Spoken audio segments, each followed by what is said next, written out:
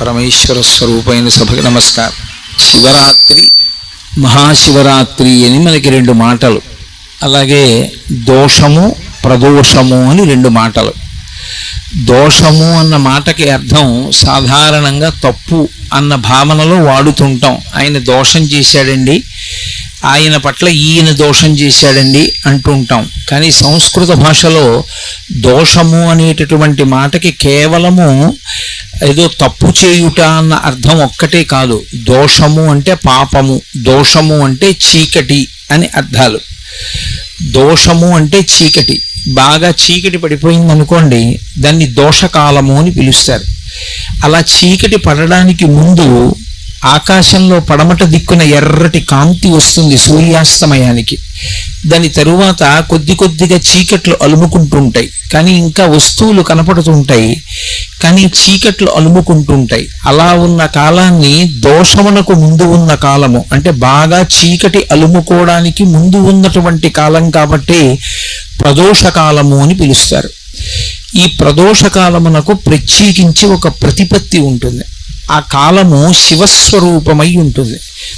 శివస్వరూపమైనటువంటి కాలము అన్న మాటకు అర్థం ఏమిటంటే, ఆ ప్రదోష వేళలో పరమశివుడు ఈ భూమండలాన్నంతటినీ చూస్తూ నందివాహనారూఢుడై ఆకాశ మార్గంలో వెడతాడు. ఆయన వెడుతున్నప్పుడు ఆయనతో పాటు ప్రమదగణాలన్నీ కూడా వెడతాయి. ఆయన ఆకాశమునందు సంచరించి కైలాస పర్వతం మీద దిగి అక్కడ ప్రదోష తాండవం చేస్తాడు ఆయన. అందుకే దేవతలందరూ కూడా ప్రదోష వేళలో శివాలయాన్ని చేరుకుంటారు. అందుకే ప్రదోష వేళలో ఇక ఏ దేవతా దర్శనం చెయ్యవలసిన అవసరం ఉండదు. ప్రదోష వేళలో ఒక్క శివాలయంలోకి వెళ్ళినట్లయితే అందరు దేవతల యొక్క దర్శనము శివాలయంలోనే అవుతుంది. ప్రదోష వేళలో శివాలయం వినా దర్శించడానికి అర్హత కలిగినటువంటి ఆలయం ఒక్క నరసింహస్వామి ఆలయం. విష్ణు స్వరూపంలో నరసింహస్వామి ఆలయాన్ని కూడా ప్రదోష వేళలో దర్శనం చెయ్యొచ్చు. ప్రదోష వేళ కేవలము శివస్వరూపం.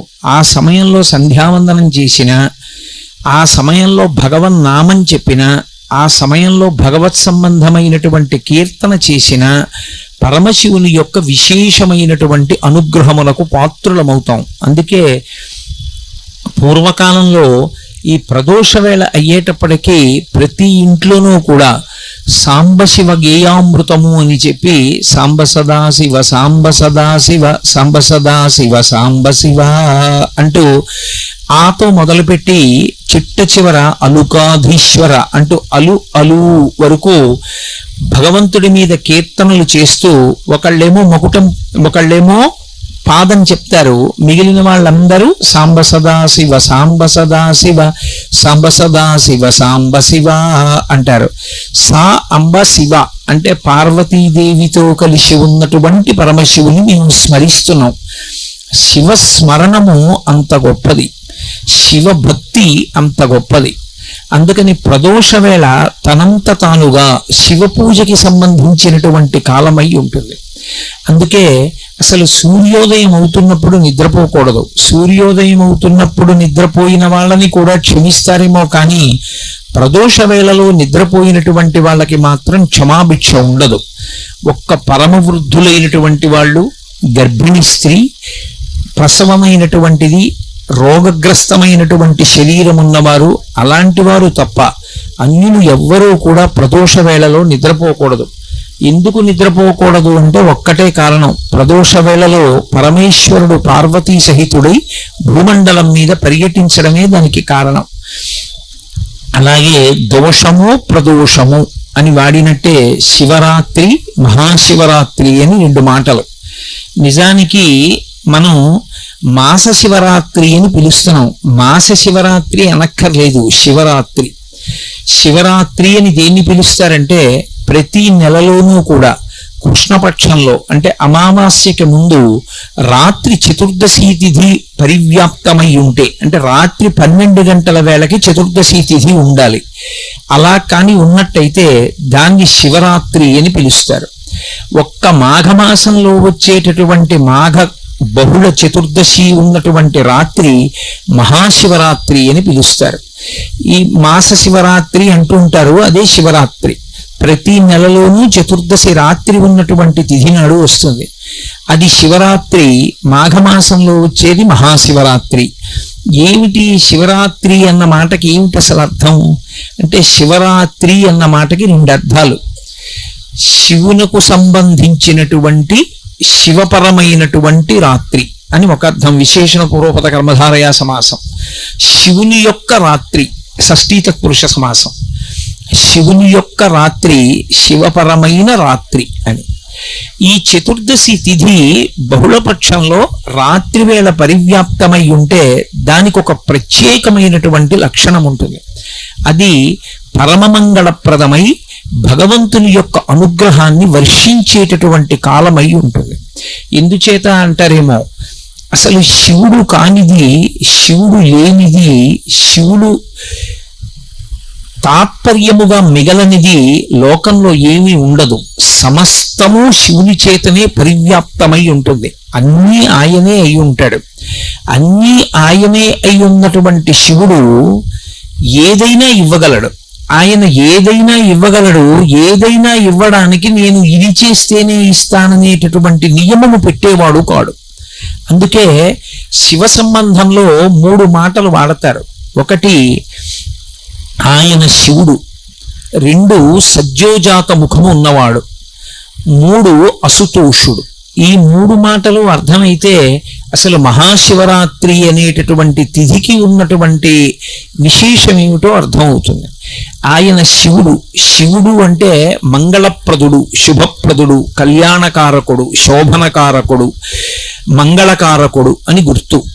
ఆయన ఎప్పుడూ భక్తులైనటువంటి వారికి మంచి చెయ్యడం వినా, ఉపకారం చెయ్యడం వినా అపకారం చెయ్యడం అనేటటువంటిది తెలియని స్వరూపం ఏముంటుందో అటువంటి భగవత్ స్వరూపానికి శివ అని పిలుస్తారు.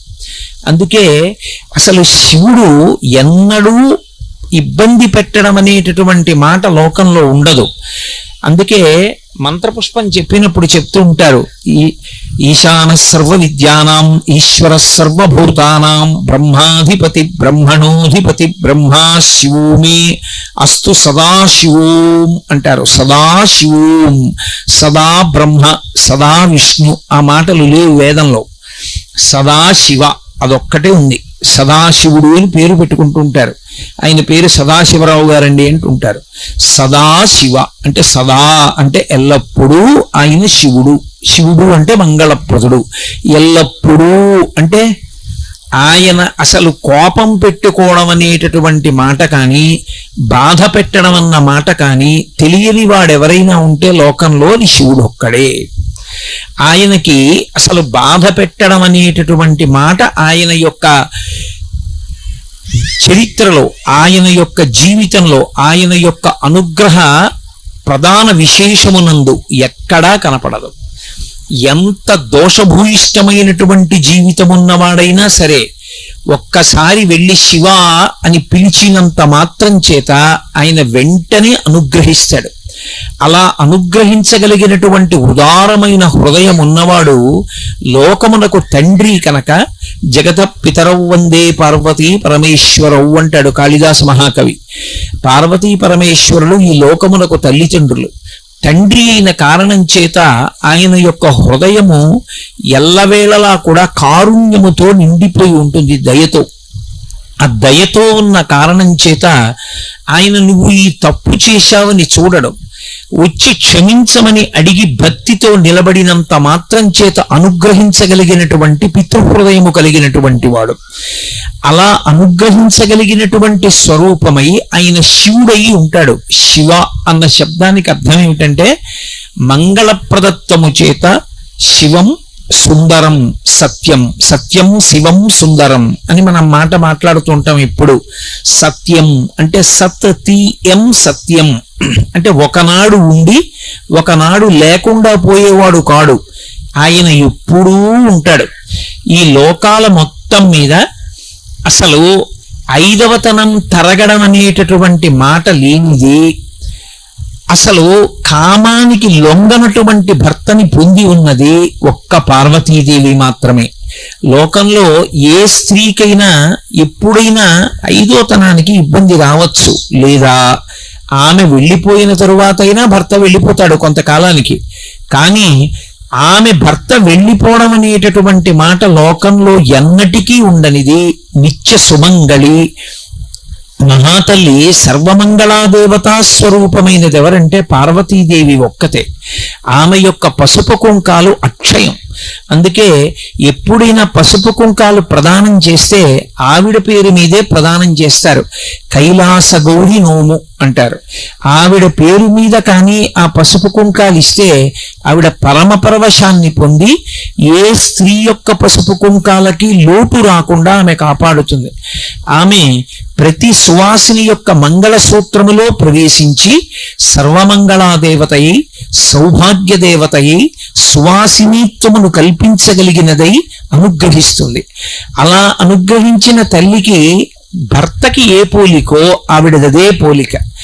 ఆయనని పూజ చేయడం ఎంత తేలికో, ఆయన అనుగ్రహాన్ని పొందడం ఎంత తేలికో, ఆవిడ అనుగ్రహాన్ని పొందడం కూడా అంతే తేలిక. ఒక సువాసిని, ఒక పెళ్ళైనటువంటి స్త్రీ అమ్మవారి అనుగ్రహం పొందడానికి ఏం చెయ్యాలి అని అడిగారు అనుకోండి, ఆమె ప్రత్యేకంగా ఇది చేస్తేనే అమ్మవారి అనుగ్రహం కలుగుతుంది అని ఏం లేదు. అసలు లోకంలో మంచం మీద కూర్చుని ఏదీ చెయ్యకూడదు. 2, నిద్ర లేచి స్నానం చెయ్యకుండా ఏదీ చెయ్యకూడదు. 3, భార్యాభర్తల యొక్క సమాగమము జరిగిన తరువాత పగటివేళ అంటే తెల్లవారగానే స్నానం చేస్తే తప్ప ఏదీ చేయకూడదు. అటువంటిది ఆడది పెళ్ళైనటువంటి స్త్రీ రాత్రి మంచం మీద నిద్రపోయి తెల్లవారి నిద్ర లేవగానే ఒకవేళ ముందు రోజు భర్త సుఖమును అనుభవించి ఉన్నప్పటికీ కూడా మెడలో ఉన్న మంగళసూత్రాన్ని తీసి కళ్ళకద్దుకుని అమ్మవారిని స్మరించి నమస్కరించినంత మాత్రం చేత ఆమె అనుగ్రహించేస్తుంది. అందుకే లోకంలో నిద్ర లేవగానే మంగళసూత్రాలు కళ్ళకద్దుకోకుండా నిద్ర లేచేటటువంటి అలవాటు ఉన్నటువంటి సువాసిని మనకి కనపడదు. ఎప్పటికీ మంగళసూత్రం అలా మెడలోనే ఉండాలి అంటే ఆ తల్లి యొక్క అనుగ్రహం పొందడానికి ఆ మంగళసూత్రం కళ్ళకద్దుకుంటే చాలు, ఆవిడ అనుగ్రహిస్తుంది. అంతటి కారుణ్యమూర్తి ఆ యమ. అమ్మలగన్నయమ్మ ముగురమ్మల మూలపుటమ్మ చాలా పెద్దమ్మ, సురారులమ్మ కడు పారడియమ్మ తన్ను లోనమ్మిన వెల్పుటమ్మల మనంబున ఉండెడి అమ్మ దుర్గమాయమ్మ. కృపాబ్ధినిచ్యుత మహత్వ కవిత్వ పటుత్వ సంపదలంటారు పోతన గారు. ఆవిడ ముగురమ్మల మూలపుటమ్మ, ముగురమ్మలకి మూలపుటమ్మ, చాలా పెద్దమ్మ. ఎప్పటి తల్లు ఆ తల్లి ఆ తండ్రి వాళ్ళిద్దరూ ఇప్పుడు పుట్టిన వాళ్ళు అని చెప్పడం కుదరదు. వాళ్ళిద్దరికీ పుట్టిన తేదీ లేదు. ఈ సమస్త బ్రహ్మాండములు ఎప్పుడున్నాయో అంతకన్నా ముందే వాళ్ళు ఉన్నారు. అందుకే లలితా సహస్రనామ స్తోత్రంలో అమ్మవారికి పూర్వజ అని ఒక పేరు. జా అంటే పుట్టినది, పూర్వజ అంటే దీనికన్నా ముందు పుట్టినది. నేను ఈ పూలదండ చూపించి ఆవిడ ఎప్పుడుంది అంటే పూర్వజ, ఈ పూలు పుట్టకముందు ఉంది. ఈ పూలు పుట్టిన చెట్టు దాన్ని పుట్టకముందుంది. ఆ చెట్టు పుట్టిన భూమి ఆ భూమి పుట్టకముందుంది. అసలు మీరేది చెప్పండి దానికన్నా ముందావిడుంది. పూర్వజ అని వదిలేశాడు వ్యాసుడు. అందుకే నువ్వు ఏది చెప్పు దానికన్నా ముందావిడుంది. అయితే ఇక్కడ ఒక చమత్కారం ఉంటుంది. మరి అంత ముందు పుట్టిన తల్లి జుట్టు తెల్లపడదా? ఎప్పుడైనా అమ్మవారిని ధ్యానం చేస్తే తెల్లటి జుట్టు ఉన్నటువంటి తల్లిని ధ్యానం చెయ్యొచ్చా అంటే ఎప్పుడూ చెయ్యకూడదు. అలా పరమదోషం. నమశివాభ్యాం నవయౌవనాభ్యాం పరస్పరాశ్లిష్టవపుద్ధరాభ్యాం నగేంద్రకన్యా వృషకేతనాభ్యాం నమో నమః శంకర పార్వతీభ్యాం అన్నారు శంకర భగవత్పాదులు. నమశివాభ్యాం వాళ్ళిద్దరూ ఎటువంటి వాళ్ళు అంటే నవయౌవనాభ్యాం, వాళ్ళు ఎప్పుడూ యవ్వనంలో ఉంటారు. యవ్వనంలో ఉంటారు అన్న మాటకు అర్థం ఏమిటి? యవ్వనంలోకి ప్రవేశించిన వ్యక్తి యొక్క జుట్టు నల్లగా ఉంటుంది, బాగా శక్తితో ఉంటాడు. ఆయనకి ఏమీ శక్తి క్షీణించడం, కళ్ళజోడు పెట్టుకోవలసిన అవసరం, జుట్టు తెల్లబడిపోవడం అలాంటివి ఏమి ఉండవు. బాగా బలంగా ఉన్నటువంటి కాలాన్ని యవ్వనం అంటారు. కానీ అందరూ యవ్వనంలోకి ప్రవేశిస్తారు, అందరికీ యవ్వనంలో ఉండాలని కోరుకుంటుంది కూడా. ఎందుకు అంటే ఒంట్లో బలం ఉంటుంది, తన పనులు తాను చేసుకోవచ్చు, 10 మందికి ఉపయోగపడవచ్చు. వృద్ధాప్యం వచ్చేసింది అనుకోండి, తానే వేరొకరి మీద ఆధారపడాలి, తానెవరికి ఏం చేసి పెట్టగలడు. అందుకని ఎవరైనా యవ్వనంలో ఉండాలని కోరుకుంటారు. కానీ మనం ఉండగలమా? మనం కోరుకుంటే యవ్వనంలో ఉండలేము. కాలము యొక్క ప్రవాహమునందు మనందరి శరీరములు జర్జరీభూతములవుతాయి. అంటే శరీరం అంతా ముడతలు పడిపోయి జుట్టు తెల్లబడిపోతుంది. జుట్టు తెల్లబడిపోయింది అంటే అప్పుడు దాన్ని ఇంకా శరీరము అని పిలవకూడదు, దేహము అని పిలుస్తారు. ఆయన దేహం అండి అనాలి, అంతేకాని ఆయన శరీరం అండి అనకూడదు. శరీరము అని ఎప్పుడు పిలుస్తారంటే దానికి పెరిగే అలవాటు ఉంటే, బలాన్ని పుంజుకునే అలవాటు ఉంటే శరీరం అంటారు. ఇక అది బలాన్ని పుంజుకోవడం మానేసి రోజు రోజుకి కొత్త కొత్త బలహీనతల్ని పొందుతూ అనేకమైన రోగములు పొందుతూ శరీరం మీద ఉన్నటువంటి చర్మం ముడతలు పడిపోతూ ఒక్కొక్క అవయవానికి ఉన్నటువంటి పటుత్వం తగ్గిపోతుంటే అటువంటి శరీరాన్ని దేహము అని పిలుస్తారు. దేహము అంటే దహ్యమానము అని, అది ఇక కాలిపోవడానికి సిద్ధపడిపోతోంది. ఎక్కడి నుంచి వచ్చిందో అక్కడికి వెళ్ళిపోవడానికి అది ప్రయాణానికి ఏర్పాట్లు చేసుకుంటోంది. అంటే ఎంతకాలం ఉన్నదో అంతకాలము ఇక ఉండదు. ఒక 50 ఏళ్ళు వచ్చేసాయి అనుకోండి, అప్పుడు ఇక అది దేహము. ఎందుకనంటే 50 ఏళ్ళు వచ్చాయి, ఇంకొక 50 ఏళ్ళు ఉంటాడని నమ్మకం ఏమి ఉండదు. ఉన్నా చాలా గొప్ప విషయం అది. కానీ ఇక ఆ పడమట సంధ్య అంటే ఒరిగిపోతున్నాడు, ఇక దహ్యమానం అయిపోతుంది, ఆ శరీరం కాలిపోవడానికి సిద్ధపడిపోతోంది. ఇలా ఎందుకు అయిపోతుంది అంటే మాకురు ధనజన యవ్వన గర్వం హరతి నిమేషత్కాల సర్వం మాయామయమిదమఖిలం హిత్వా బ్రహ్మపదం త్వం ప్రవిశ విదిత్వా అంటారు శంకర భగవత్పాదులు. కాలము బహు బలవత్తరమైనటువంటి స్వరూపము. ఈ చెయ్యి గుండెల మీద వేసుకుని నేనింత వాణ్ణి నేనంత వాణ్ణి అంటాడు. నేను ఇంత వాణ్ణి అని చెప్పినవాడు కాలమునందే ఎందుకు పలికిమాలినవాడు అయిపోతాడు. నేనింత అధికారిని అంటాడు. కాలమునందు 60 ఏళ్ళు వచ్చాయి, పోయింది పదవి, పలికేవాడు ఉండడు. నేనింత అందగాణ్ణి అంటాడు, అందము శిథిలమైపోతుంది. నేనింత పండితుడిని అంటాడు, జ్ఞాపక శక్తి క్షీణించిపోతుంది. నేనింత బలవంతుడిని అంటాడు, కాళ్ళు చేతులు వణుకుతాయి, కళ్ళు సరిగ్గా కనపడవు, బలం క్షీణించిపోతుంది. నేనింత ఐశ్వర్యవంతుడిని అంటాడు, ఐశ్వర్యం కాలంలో ఒక్క రోజులో తరిగిపోయిన వాళ్ళు ఉన్నారు. కాబట్టి ఇన్నిటినీ తినేయగలిగినది ఏది అంటే కాలం ఒక్కటే. కాలము ఇన్నిటినీ ఏకకాలమునందు తినేస్తూ ఉంటుంది, మనకి తెలియదు అలా తినేస్తోందని.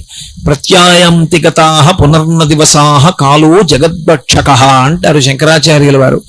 సూర్యోదయ సూర్యాస్తమయాలు అవుతున్నాయి అంటే పరమేశ్వరుడు ఆ సూర్యోదయ సూర్యాస్తమయాలన్న రూపంలో తినేస్తున్నాడు, ఈ జగత్తునంతటినీ కూడా భక్షిస్తూ ఉంటాడు. శరీరముల యొక్క ఆయుర్దాయము క్షీణించిపోతోంది.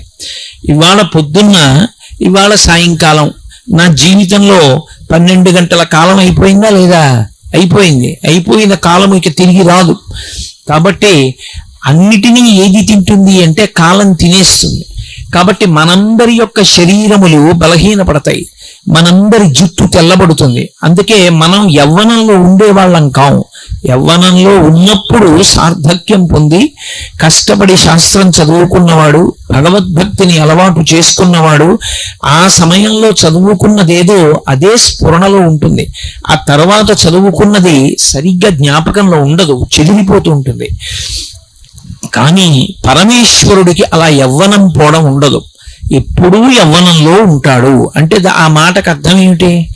ఆయన ఏదో పిటపిటలాడుతూ ఉంటాడు అని కాదు దాని అర్థం. ఆయన కాలమునకు లొంగేవాడు కాడు. ఆయన కూడా కాలమునకు లొంగిపోయి, కాలములో ఆయన కూడా వృద్ధుడైపోయి ఆయనకి బలం తగ్గిపోయి అలా ఉండదు. ఆయన కాలమును శాసిస్తాడు. మనందరం కాలమునకు వశపడిపోతే కాలమునకు వశపడని ప్రాణి అన్నది ఒక్కటి కూడా ఈ ప్రపంచమునందు ఉండదు. సమస్త ప్రాణులు ఎంత గొప్పవాళ్ళమని చెప్పిన వాళ్ళైనా సరే చిట్ట చివరికి దేనికి వశపడిపోతారు అంటే ఆఖరణ కాలమునకు వశపడిపోతారు. ఆ కాలమునకు వశపడిపోయి అంత దీనమైనటువంటి స్థితిలో శరీరాన్ని విడిచిపెట్టేస్తారు. అంతకుముందు అబ్బా అనిపించుకున్న వాళ్ళు ఒకసారి కాలమునకు వశపడితే అబ్బబ్బా అనిపించుకుంటారు. ఒకప్పుడు మహానటి అని పిలిపించుకుంది సావిత్రి. మహాతల్లి ఎన్ని అద్భుతమైనటువంటి పాత్రలు పోషించిందో. అటువంటి ఆవిడ ఒకప్పుడు 505 రోజుల పాటు కోమాలో ఉండిపోయింది. ఆవిడ శరీరం వెళ్ళిపోయేటప్పటికి, ఆవిడ ప్రాణం విడిచిపెట్టేటప్పటికి పుర్రే ఎముకలు తప్ప ఏమీ లేవు. ఆవిడనెవరో గుర్తుపట్టలేరు. కాలము తినేసింది శరీరాన్ని. అన్ని ప్రాణులు నేను ఎంత గొప్పవాణ్ణని గుండెలు బాదుకున్నవాడైనా చిట్ట చివరికి గెలవలేనిదేది అంటే కాలమును గెలవలేడు. కాలము భయకారకము. బాగా జ్ఞాపకం పెట్టుకోండి నేను చెప్పే విషయం. కాలము భయమునకు హేతువై ఉంటుంది. ఎందుచేత అంటే రోజులు వెళ్ళిపోతున్నాయన్న దగ్గర నుంచి కూడా భయం దేనికి అంటే, ఒకటి ఉన్నది పోతుందేమోనన్న భయం లోకానికి, 2 నేను అనుకున్నది రాదేమోనని భయం, 3 తానుండనేమోనని భయం. 3 భయముల చేత ఎప్పుడూ వశుడై ఉంటాడు. ఈ 3 భయములు ఎందుకు ఏర్పడతాయి అంటే, మన శరీరమునందు 3 లక్షణములు ఉంటాయి. కార్మిక మలము, మాయిక మలము, ఆనవ మలము అని 3 మలములు ఉంటాయి. ఈ శరీరమంతా మల సంఘాతము అంటుంది వేదాంతం. మలము అంటే మనం తెల్లవారుజామున పొద్దున్నే విసర్జించేటటువంటి మలం ఎటువంటిదో, ఈ శరీరం అంతా కూడా మలముతో కూడి ఉంటుంది. దీన్ని 3 రకములైన మలముల చేత తయారు చేయబడుతుంది ఈ శరీరం. ఆనవ మలము అంటారు. ఆనవ మలము అంటే పంచభూతములలో ఉండేటటువంటి అణువులు తీసి ఈశ్వరుడు దీన్ని తయారు చేస్తాడు. ఇందులో కొంత పృథివిని పెడతాడు. పృథివి అంటే మట్టి. ఎంత స్నానం చెయ్యండి, కొద్దిగా నీటి చుక్క వేసి ఇలా అంటే అందులోంచి మట్టి వస్తుంది. ఈ శరీరంలో మట్టి ఉంటుంది. ఎముకలన్నీ సున్నం. సున్నం అంటే మట్టే. ఎముకలు సున్నంతో తయారు చేయబడతాయి. అందుకే ఎముకలకి బలహీనత వస్తే కాల్షియం టాబ్లెట్లు ఇస్తారు. కాల్షియం అంటే సున్నం. కాబట్టి ఇది మట్టి ఉంటుంది ఇందులో. ఆనవ మలము, పృథివిలో ఉన్న మట్టి ఇందులో కలుస్తుంది. అలాగే జలము, బయట ఉన్నటువంటి నీరు ఇందులో కూడా కొంత ఉండాలి. ఇందులో నీరు పూర్తిగా అయిపోయింది అనుకోండి, పడిపోతుంది శరీరం. డీహైడ్రేషన్ వచ్చిందంటారు. లోపల నీరు నిలబడకపోతే శరీరం పడిపోతుంది. వాయువు, బయట గాలి ఎలా ఉంటుందో అలా ఇది కూడా గాలి పుచ్చుకోవాలి, గాలి వదిలిపెట్టాలి. గాలి పుచ్చుకోకపోయినా, గాలి వదిలిపెట్టకపోయినా వెళ్ళిపోయాడంటారు. అలాగే అగ్ని, బయట వేడిగా ఉంటుంది, ఇందులో కూడా ఎప్పుడు ఒకే వేడి ఉండాలి. అంతకన్నా తక్కువ వస్తే చెమటలు పట్టేస్తుంది, అంతకన్నా ఎక్కువైపోతే జ్వరం వస్తుంది. ఒకే వేడి ఉండాలి, ఇందులో అగ్ని ఉండాలి. పృథివీ, ఆపస్, తేజో, వాయు, ఆకాశము. ఆకాశము అంటే ఇందులో ఎక్కడెక్కడ ఎంతంత ఖాళీ ఉండాలో అంతంత ఖాళీలు ఉండాలి. తేలిగ్గా అర్థం అవ్వాలంటే పరమేశ్వరుడు యొక్క నిర్మాణము అంత అద్భుతంగా ఉంటుంది శరీరంలో. ఈ ముక్కుకుండేటటువంటి 2 కన్నాలు మూసుకున్నాయి అనుకోండి పడిశం పట్టి, ఎంత వ్యధపడతాడు ప్రాణి గాలి పీల్చుకోవడానికి, నోటితో పీల్చుకోవడానికి. అలాగే నోటికి కంఠంలో ఉండేటటువంటి కన్నం మూసుకుందనుకోండి ఏ కారణానికైనా, ఇక అన్నం తినలేడు. ముక్కులోంచి గొట్టాలు పెట్టి ద్రవ పదార్థం కడుపులోకి పంపించాలి. ఎక్కడెక్కడ ఎంత ఖాళీ ఉండాలో అంత ఖాళీ ఉండాలి. రక్తనాళాలలో రక్తం ప్రసరించడానికి ఎప్పుడూ ఖాళీ ఉండాలి. అది కొవ్వుతో మూసుకుందనుకోండి పక్షవాతం వస్తుంది. ఎంత ఖాళీ ఉండాలో అంత ఖాళీ లోపల ఉంచాలి. అందుకని ఆకాశము. ఇప్పుడు ఒక శరీరము తయారైంది అంటే అది కుక్క, పందె, నల్లె, పిల్ల, మనిష, ఎలుక వదిలిపెట్టండి, అందులో ఈ 5 భూతముల యొక్క అణువులు ఉంటాయి. ప్రతి భూతమునందు ఈ 5 ఉంటాయి. పృథివీ, ఆపస్, తేజో, వాయు, ఆకాశములు. పరమేశ్వరుని యొక్క శరీరము ఈ 5 మలముల చేత, అంటే బయట ఉండేటటువంటి భూతములకు ఉండేటటువంటి మలం దీనికి అంటదో. మలం అని ఎందుకంటారంటే ఇవన్నీ కూడా అపవిత్రమవుతుంటాయి. భూమి ఉందనుకోండి, ఇప్పుడు మీరు ఇక్కడ ఒక హోమం చేద్దాం అనుకున్నారనుకోండి, చెయ్యకూడదు. ఎందుచేత అంటే మనందరం తొక్కేశాం. ఏవో జంతువులు వచ్చి మలమూత్ర విసర్జన చేస్తాయి, ఎన్నో ప్రాణులు అందులో పడిపోయి మరణించి ఉంటాయి. ఇప్పుడు నేను మాట్లాడుతుంటే ఆ ధ్వనికి కొన్ని ప్రాణులు పడిపోతాయి. చేయకూడదు. ఆవు పేడ తీసుకొచ్చి శుద్ధి చేస్తేనే చెయ్యాలి. ప్రతి భూతమునకు కూడా అపరిశుభ్రమవుతుంది. నీళ్లు ఉన్నాయనుకోండి, ఆ నీళ్లు కొంతకాలం అలా నిలవుండిపోయి దుర్గంధ భూయిష్టమై పురుగులు పట్టేసాయి అనుకోండి, ఆ నీరు తాగం, పోసుకోం, దేనికి వాడం. అలాగే ప్రతి భూతమునకు కూడా అది అయోగ్యమవుతుంది, కలుషితమవుతుంది. ఈ శరీరమునందు ఉన్నటువంటి 5 భూతములకు కూడా కలుషితమయ్యేటటువంటి లక్షణం ఉంది. మలము నుండి మలమే వస్తుంది, మలము నుండి కొత్త విషయం రాదు. అందుకే కాసేపు మాట్లాడకుండా కూర్చున్నాను అనుకోండి, ఒక్క 2 గంటలు నోరు దుర్వాసన వస్తుంది, పాచి పడుతుంది లోపల. ఒక్కరోజు పడుకుని నిద్ర లేచాననుకోండి, చెవిలో గులిమి పడుతుంది, ముక్కులో చీమిడి పడుతుంది, శరీరం అంతా చెమట పడుతుంది. అంటే మలమును విడిచిపెడుతూ ఉంటుంది. కానీ పరమేశ్వరుని యొక్క శరీరము అలా తయారు చేయబడదు, దానికి ఆనవ మలం ఉండదు. అంటే భగవంతుని యొక్క శరీరమును తయారు చేసినప్పుడు, తయారు చేయడానికి ఒకడు తయారు చేసిన వాడు ఉంటాడా? ఆయన స్వయంభూ.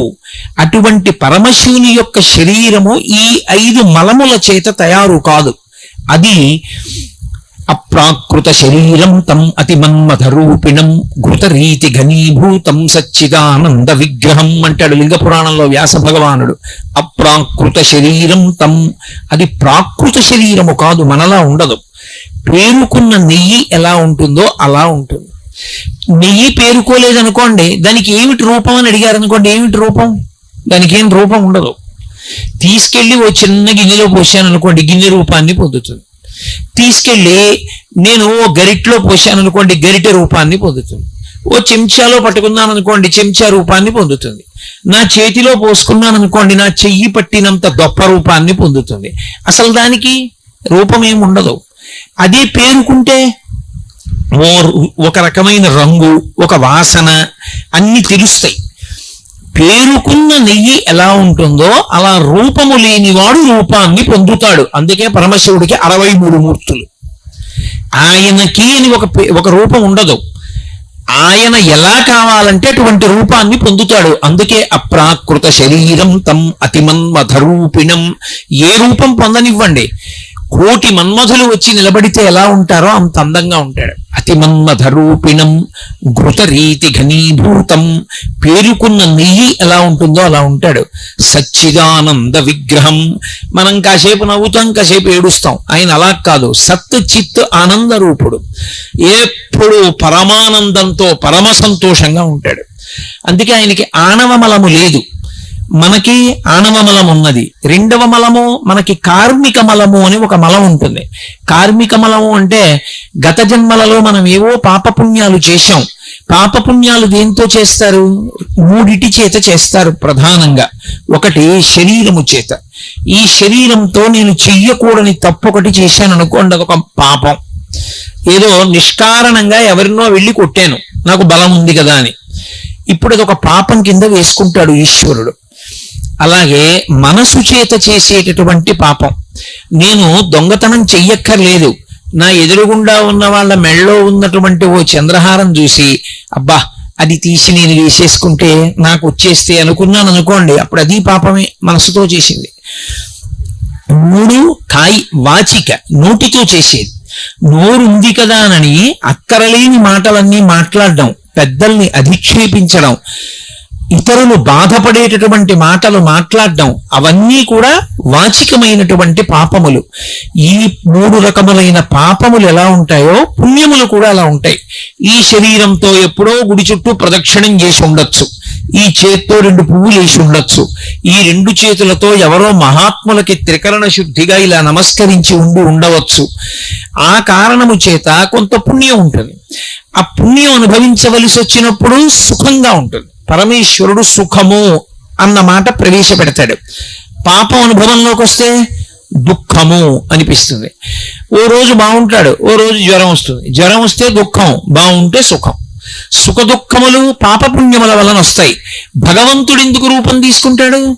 మనం వచ్చామంటే ఈ శరీరంతో పాపపుణ్యముల యొక్క ఫలితమైన సుఖ దుఃఖములను అనుభవించడానికే వస్తాం. బాగా జ్ఞాపకం పెట్టుకోండి. మీరు ఒక మాట నేను చెప్తాను. సినిమా హాల్లో ఒక ఆయన కూర్చుని ఉన్నాడు అనుకోండి, ఏమిటండి ఇలా వచ్చారు, ఏం చేద్దామని వచ్చారని అడిగారు అనుకోండి, ఆయన ఏమంటాడు, నీకు బుద్ధి ఉందా లేదా, సినిమాకి ఎందుకు వస్తారు, సినిమా చూడడానికి వస్తారు.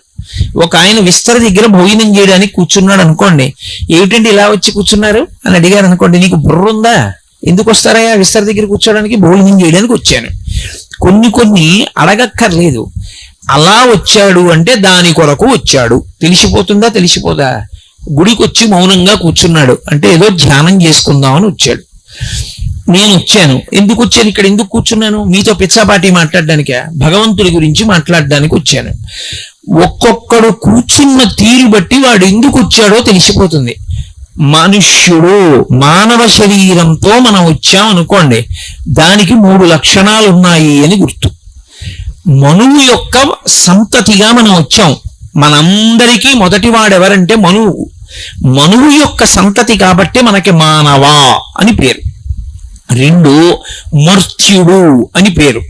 మర్త్యుడు అంటే ఈ శరీరముతో వచ్చిన వాడు ఈ శరీరముతో ఎల్లకాలము ఉండడు. ఎప్పుడో అప్పుడు ఆ శరీరం పడిపోయి తీరుతుంది, అది వెళ్ళిపోతుంది, ఆ శరీరం ఉండదు. శరీరము నీటి మీద బుడగ వంటిది. నలినీదళగత జలమతి తరళం తత్వజీవితమతి చేయచ ఫలం విద్యవ్యాధ్యభిమానగ్రస్తం లోకం శోకచ హంత సమస్తం అంటారు శంకర భగవత్పాదులు. తామరాకు మీద నీటి బొట్టిటువంటిదో శరీరం అటువంటిది. నిత్యమా జీవితము నీటిపై బుగ్గ అంటారు సారంగధర చరిత్రలో. నీటి మీద బుడగ ఎంతసేపు ఉంటుందో రంగురంగులుగా ఉంటుంది. ఎంతసేపు ఉంటుంది, ఎప్పుడు టొప్పని పేలిపోతుందో తెలియదు. శరీరం ఎంతకాలం ఉంటుంది ఎవ్వరికీ తెలియదు. మర్త్యుడు, శరీరము వెళ్ళిపోతుంది. 3 మనుష్య శరీరంలో వచ్చావు అంటే ఒకటి గుర్తు పెట్టుకోవాలి, దుఃఖం ఉండి తీరుతుంది, సుఖం ఉండి తీరుతుంది. కొంతమంది అంటారు, ఏమండి మీరు అలా అంటున్నారు కానీ మాకు ఎప్పుడూ కష్టాలేనండి అంటారు. రామాయణంలో సీతమ్మ తల్లి ఒక మాట ఉంది, కళ్యాణీగత బాధేయం లౌకికీ ప్రతిభాతిమా ఏది జీవంతి మానందో నరం వర్ష శతాదపి అంది. ఎన్ని కష్టాలు పడిన వాడైనా సరే 100 సంవత్సరములు ఓర్పుతో కలియుగంలో ఆయుర్దాయం కనుక 100 ఏళ్లు బ్రతికితే వాడు ఎప్పుడో అప్పుడు చిట్ట చివర ప్రాణం పోయేటప్పుడైనా శుభవార్త విని సుఖాన్ని పొంది మరణిస్తాడు. ఈ శరీరంతో వచ్చాము అంటే సుఖము దుఃఖము 2 ఉంటాయి. పూర్తిగా సుఖమే అనుభవించాలి, ఈ శరీరం ఇవ్వరు, దేవతల కింద పంపిస్తారు. అప్పుడు వాడు సుఖం ఒక్కటే అనుభవిస్తాడు, దుఃఖం అనుభవించాడు. కేవలం దుఃఖం అనుభవించాలి, తిరియక్కుగా పంపిస్తారు, వెన్నుపాము అడ్డంగా ఉన్న ప్రాణిగా పంపిస్తారు. కాదు, సుఖము దుఃఖము 2 అనుభవించాలి, మనుష్య శరీరం ఇచ్చి పంపిస్తారు. అందుకే మనుష్యునిగా పుట్టినటువంటి ఏ ఒక్కనికి కూడా సుఖము దుఃఖము 2 లేకుండా కేవలము సుఖములు కాని కేవల దుఃఖము కాని ఉండవు. ఎప్పుడూ అప్పుడు సుఖము దుఃఖము 2 ఉంటాయి, 2 అనుభవిస్తాడు. అంతేగాని ఏమండి నాకు అస్సలు కష్టం రాకూడదు అన్న మాట అనకూడదు. ఎందుకో తెలుసా, కష్టాన్ని అనుభవించడం అనేటటువంటి దాని వల్ల భగవంతుడు ఒక్క గొప్ప అనుగ్రహాన్ని ఇస్తాడు మనకి. అందుకు ఇస్తాడు ఈ శరీరాన్ని. అది శివుడు చేసేటటువంటి ఉపకారం. ఈ శరీరం ఇచ్చి ఆయన ఒక మహోపకారం చేస్తాడు. ఏమిటా ఉపకారం? నాకు ఈ మధ్య ఓ 10 రోజుల క్రితం ఓ 4 రోజులు జ్వరం వచ్చింది. 4 రోజులు జ్వరం వచ్చిందని గుండెలు బాధేసుకోకూడదు. జ్వరం వచ్చింది అంటే జ్వరము అన్న పేరుతో బాధ పెట్టి నేను గత జన్మలలో ఎప్పుడో ఎవరో విపరీతమైనటువంటి తాపం పొందేటట్టుగా మాట్లాడి బాధ పెట్టాను. ఆ పెట్టినటువంటి బాధని పాపాన్ని ఇవాళ జ్వరం రూపంలో ఈశ్వరుడు తీసేశాడు. ఈశ్వర, నేను ఏనాడో చేశాను తప్పు, ఇప్పుడు తీసేశావు జ్వరం రూపంలో. 4 రోజులు జ్వరం అనుభవించడం ఇంత కష్టమైతే ఇంకొకటి మనసు బాధపడేటట్టు నేను మాట్లాడకుండా నన్ను అనుగ్రహించు, నా మాట అదుపులో ఉండేటట్టు నన్ను రక్షించు అని నేను చెప్పుకోవాలి. అంతేగాని జ్వరం వచ్చిందండి అని గుడ్డలు బాధేసుకోక్కర్లేదు. అదే అంటుంది భారతంలో కుంతీదేవి, కష్టం రాకుండా ఎవడూ ఉండడు, వచ్చిన కష్టాన్ని పరమేశ్వరుడు యొక్క ప్రసాదమన్న బుద్ధితో అనుభవించడం నేర్చుకోగలగాలి. ఈశ్వరుడి పాదాలు విడిచిపెట్టేస్తే ఏమొస్తుంది? ఈశ్వర, ఎప్పుడో తప్పు చేశాను, మీరు కష్టం ఇచ్చారు, కానీ ఓర్చుకోలేను తండ్రి, ఇప్పుడు బుద్ధి వచ్చింది, ఇంత కష్టపెట్టకండి అంటే నమశివాభ్యాం అశుభాపహాభ్యాం, అంత కష్టపెట్టం లేరా, తక్కువ కష్టంతో తీసేస్తాను ఈ పాపం అని పాము కరవవలసిన వాణ్ణి చీమ చేత కరిపించి తీసేస్తాడు ఆయన. కాబట్టి భగవంతుని యందు భక్తి ఎన్నడూ విడిచిపెట్టకూడదు. అలా విడిచిపెట్టకుండా నిలబడగలిగిన వాడెవడో వాడి భక్తి పండినటువంటి భక్తి.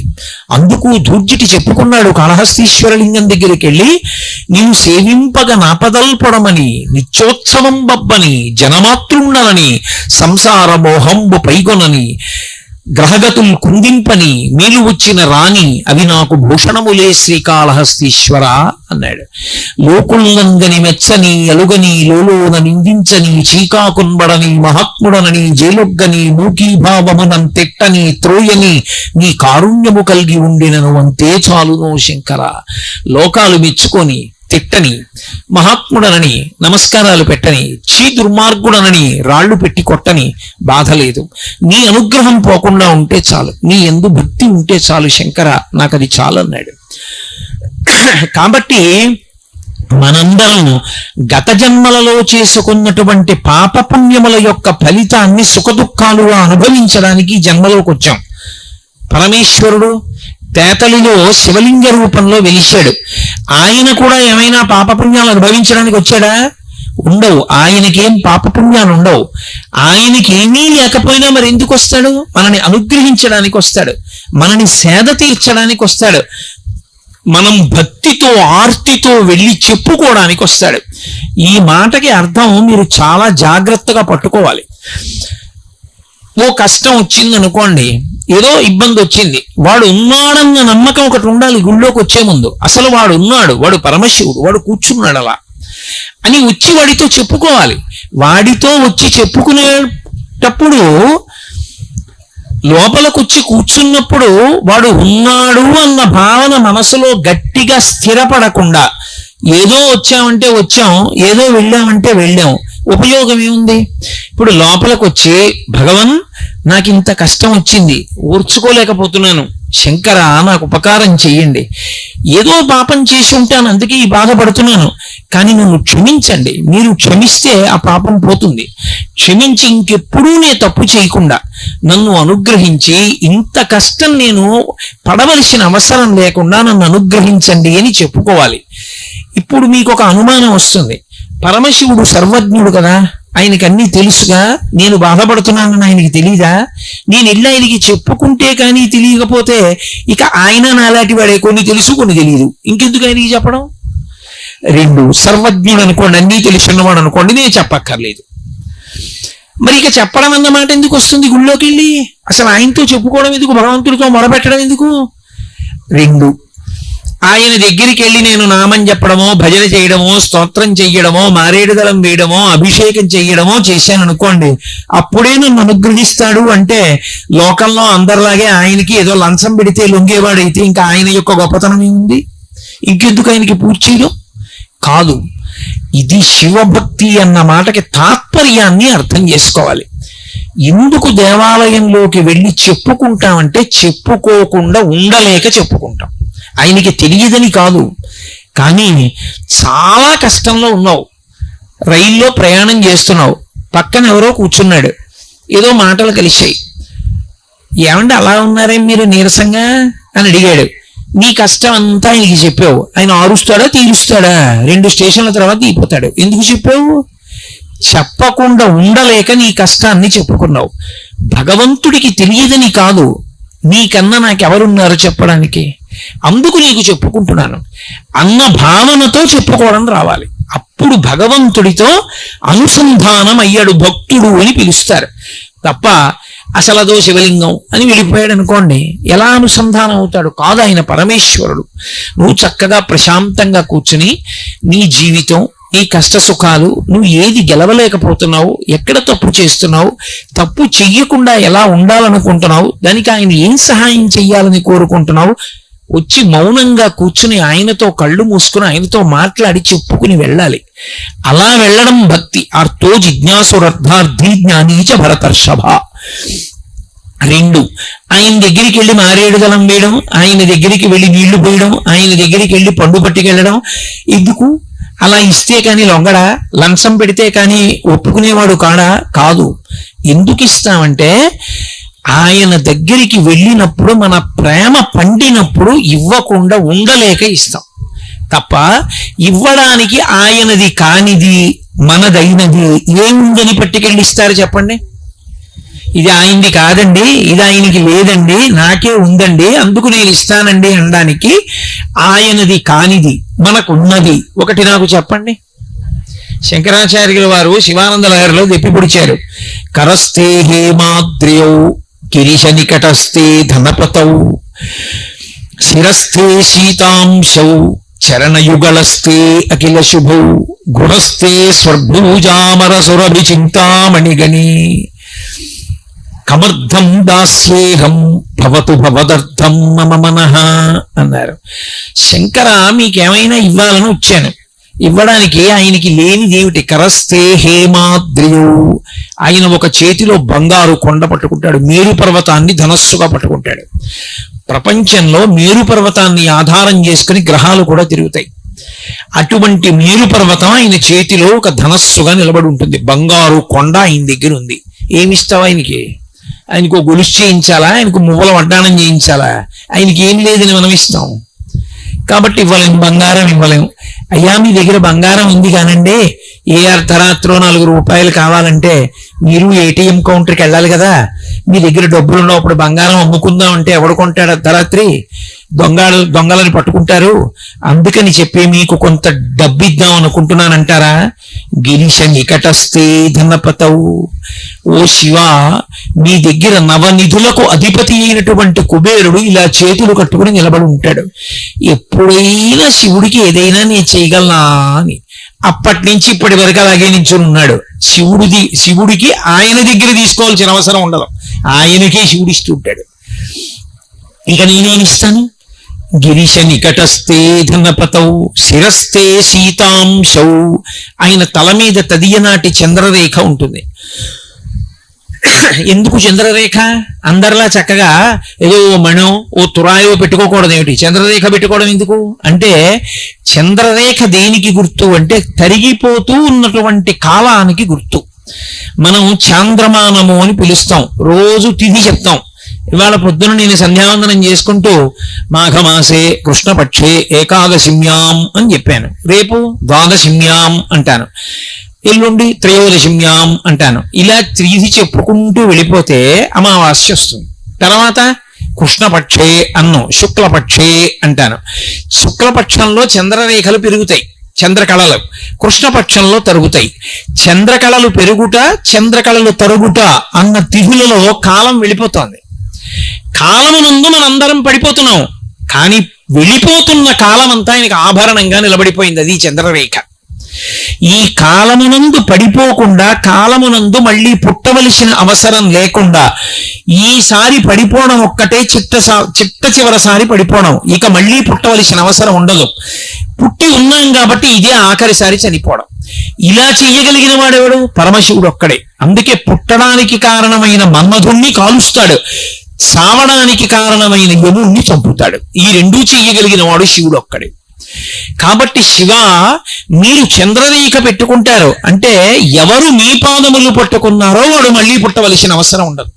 పునరపి జననం పునరపి మరణం పునరపి జననీ జఠరే శయనం ఇహ సంసారే బహుజుస్తారే కృపయా పారే పాహి మురారే అంటారు. పుట్టుక చావు, పుట్టుక చావు, పుట్టుక చావు. ఇలా పుట్టవలసిన అవసరం లేకుండా మోక్షం ఇవ్వగలిగిన వాడు ఆయన. అటువంటి వాడు కనుక చంద్రరేఖ ధరించి ఉంటాడు. అటువంటి చంద్రరేఖని పరమశివుడు ధరించి ఉంటే శిరస్థే సీతాంశౌ చరణయుగళస్థే అఖిల శుభౌ, ఎవరింట్లోనైనా ఏదైనా శుభకార్యం జరగాలి అంటే ఇది ఎవరి వలన జరుగుతుంది అంటే పరమశివానుగ్రహంగా జరుగుతుంది. శుభాలన్నీ ఎక్కడుంటాయంటే పరమశివుడు యొక్క పాదముల మీద పడి ఉంటాయి. ఏమండి, మా ఇంట్లో మా అమ్మాయి పెళ్ళవట్లేదు అన్నాడు అనుకోండి, అన్నిటికీ ఒకటే మందు, వెళ్ళి శివలింగానికి అభిషేకం చేయించుకోండి. ఆయన చల్లబడితే మన మనసు చల్లబడుతుంది. అభిషేకం చేయించుకున్నాడు, ఆయన కాలు ఇలా అంటాడు, అంతే. వెంటనే కూతురు పెళ్లి కుదిరింది అనేటటువంటి మాటతో మంగళతోరణం వచ్చి గడపని పట్టుకుంటాడు. అన్ని శుభాలు ఆయన పాదాల దగ్గర పడున్నాయి. ఆయనకి ఏం శుభం చేస్తాం మనం? ఆయనకి చెయ్యగలిగినటువంటి వాళ్ళం కాం మనం. కాబట్టి చరణయుగళస్థే అఖిల శుభౌ పోనీలేవయా, ఇవన్నీ ఇవ్వలేకపోతే నీకు ఇంకేమైనా ఇస్తాం. గృహస్థే స్వర్భూజామరసురభి చింతామణిగణి. ఆయన ఇంట్లో కామధేనువులు, కల్పవృక్షాలు, ఏకంగా కల్పవృక్షాల తోట, కామధేనువుల మంద ఆయన ఇంట్లో ఉన్నాయి. మనమేమిస్తాం ఆయనకి? ఇంకా మనమేమి ఇవ్వలేము ఆయనకి ఇవ్వడానికి. అసలు చింతామణి పాణిగ్రాహి, చింతామణులకు చింతామణి పార్వతీదేవి ఆయన ఇల్లాలు, ఆయనకి మనమేమిస్తాం?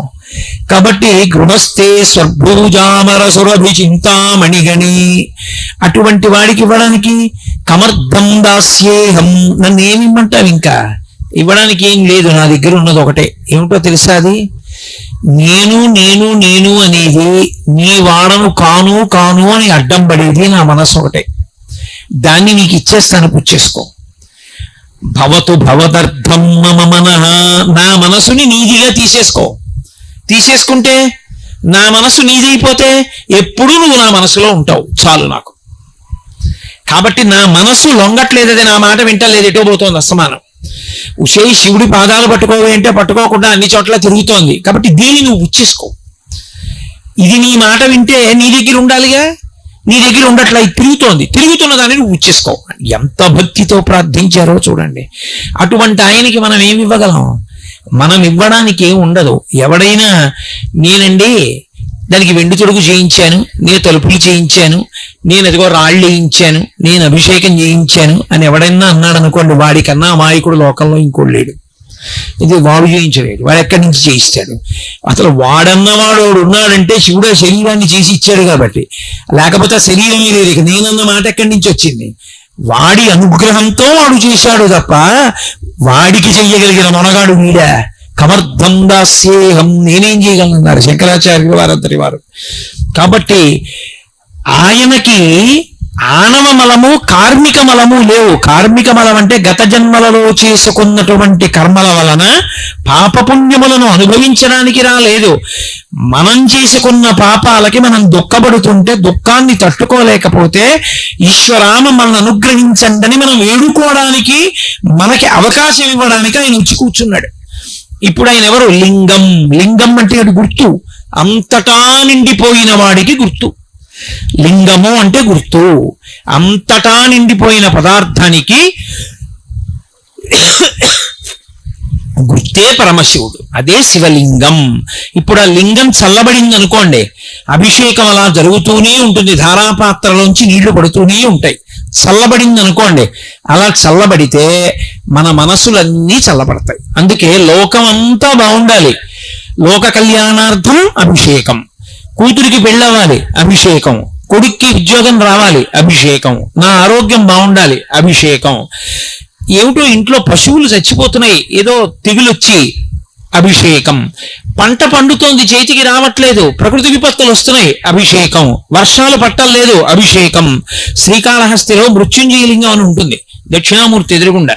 దానికి గోడలు పూర్తిగా ఉండవు, సగం వరకే ఉంటాయి గోడలు. శివలింగం కనపడుతూ ఉంటుంది, తలుపు ఉంటుంది.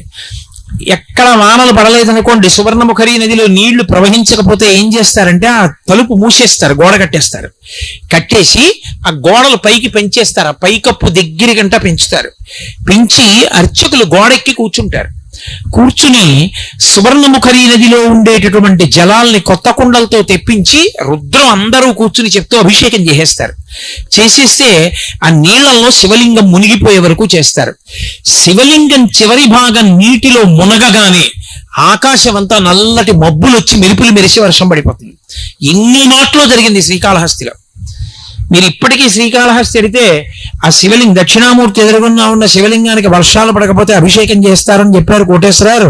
ఏదా శివలింగం అంటే చూపిస్తారు. కాబట్టి వర్షాలు పడలేదు, శివలింగానికి అభిషేకం. లోకంలో అన్నం దొరకట్లేదు, పరమశివుడికి అన్నాభిషేకం. ఏది జరగకపోయినా ఆయన చల్లబడితే మనం చల్లబడతాం. ఆయన ఎందుకు మరి వేడిగా ఉంటాడు అంటే, మనం ధర్మం పట్టుకోకపోతే, మనం తప్పుడు మార్గంలో తిరుగుతుంటే, వేదాన్ని వదిలిపెట్టేస్తే, భక్తితో బ్రతకవలసిన వాళ్ళు భక్తితో బ్రతకకుండా కృతజ్ఞతతో బ్రతుకుతుంటే, ఆయన దేవాలయంలో ఒక దీపం కూడా పెట్టకపోతే, ఆయనకి పట్టుకొచ్చి కృతజ్ఞతతో ఇన్నిచ్చిన వాడికి ప్రేమతో మళ్ళీ ఆయనకి ఏమి ఇవ్వకపోతే ఆయనకి చీకాకు కలుగుతుంది. తండ్రే అయినా తాను కష్టపడి పెంచి పెద్ద చేసినటువంటి కొడుకు, నాన్నగారు లోపలికి వస్తున్నారు అనుకోండి, ఏదో డబ్బు లెక్క పెట్టుకుంటున్నాడు కొడుకు, నాన్నగారు లోపలికి వెళ్ళారు, ఆయన ఏం అడగలేదు, ఏమిట్రా డబ్బు ఎంత ఎక్కడిది అని ఏం అడగలేదు. కానీ చటుక్కున పెట్టిలో పెట్టి తలుపేసి తిరిగి నించున్నాడు అనుకోండి, ఆ తండ్రికి ఎంత బాధేస్తుంది. నేను వీడిని కని పెంచి పెద్ద చేశాను, ఉద్యోగం కూడా VRS పెట్టేశాను, వీడికి ఇంత చదువు చెప్పించాను, ఇల్లు కొనిచ్చాను, ఆ డబ్బు నేను పట్టుకుపోతానా? ఆ డబ్బు నన్ను చూసి చటుక్కున పెట్టిలో పెట్టి తలుపేసుకున్నాడే అని పెద్ద ఆయనకి బాధ కలిగి ఆయన ఏం చేస్తాడంటే, నాన్న ఉందాం అనుకున్నాను కానీ ఏమిటో మన ఊరి మీదకి భ్రాంతి పోయిందిరా, నేను బయలుదేరిపోతున్నానని వెళ్ళిపోతాడు. ఉండడు.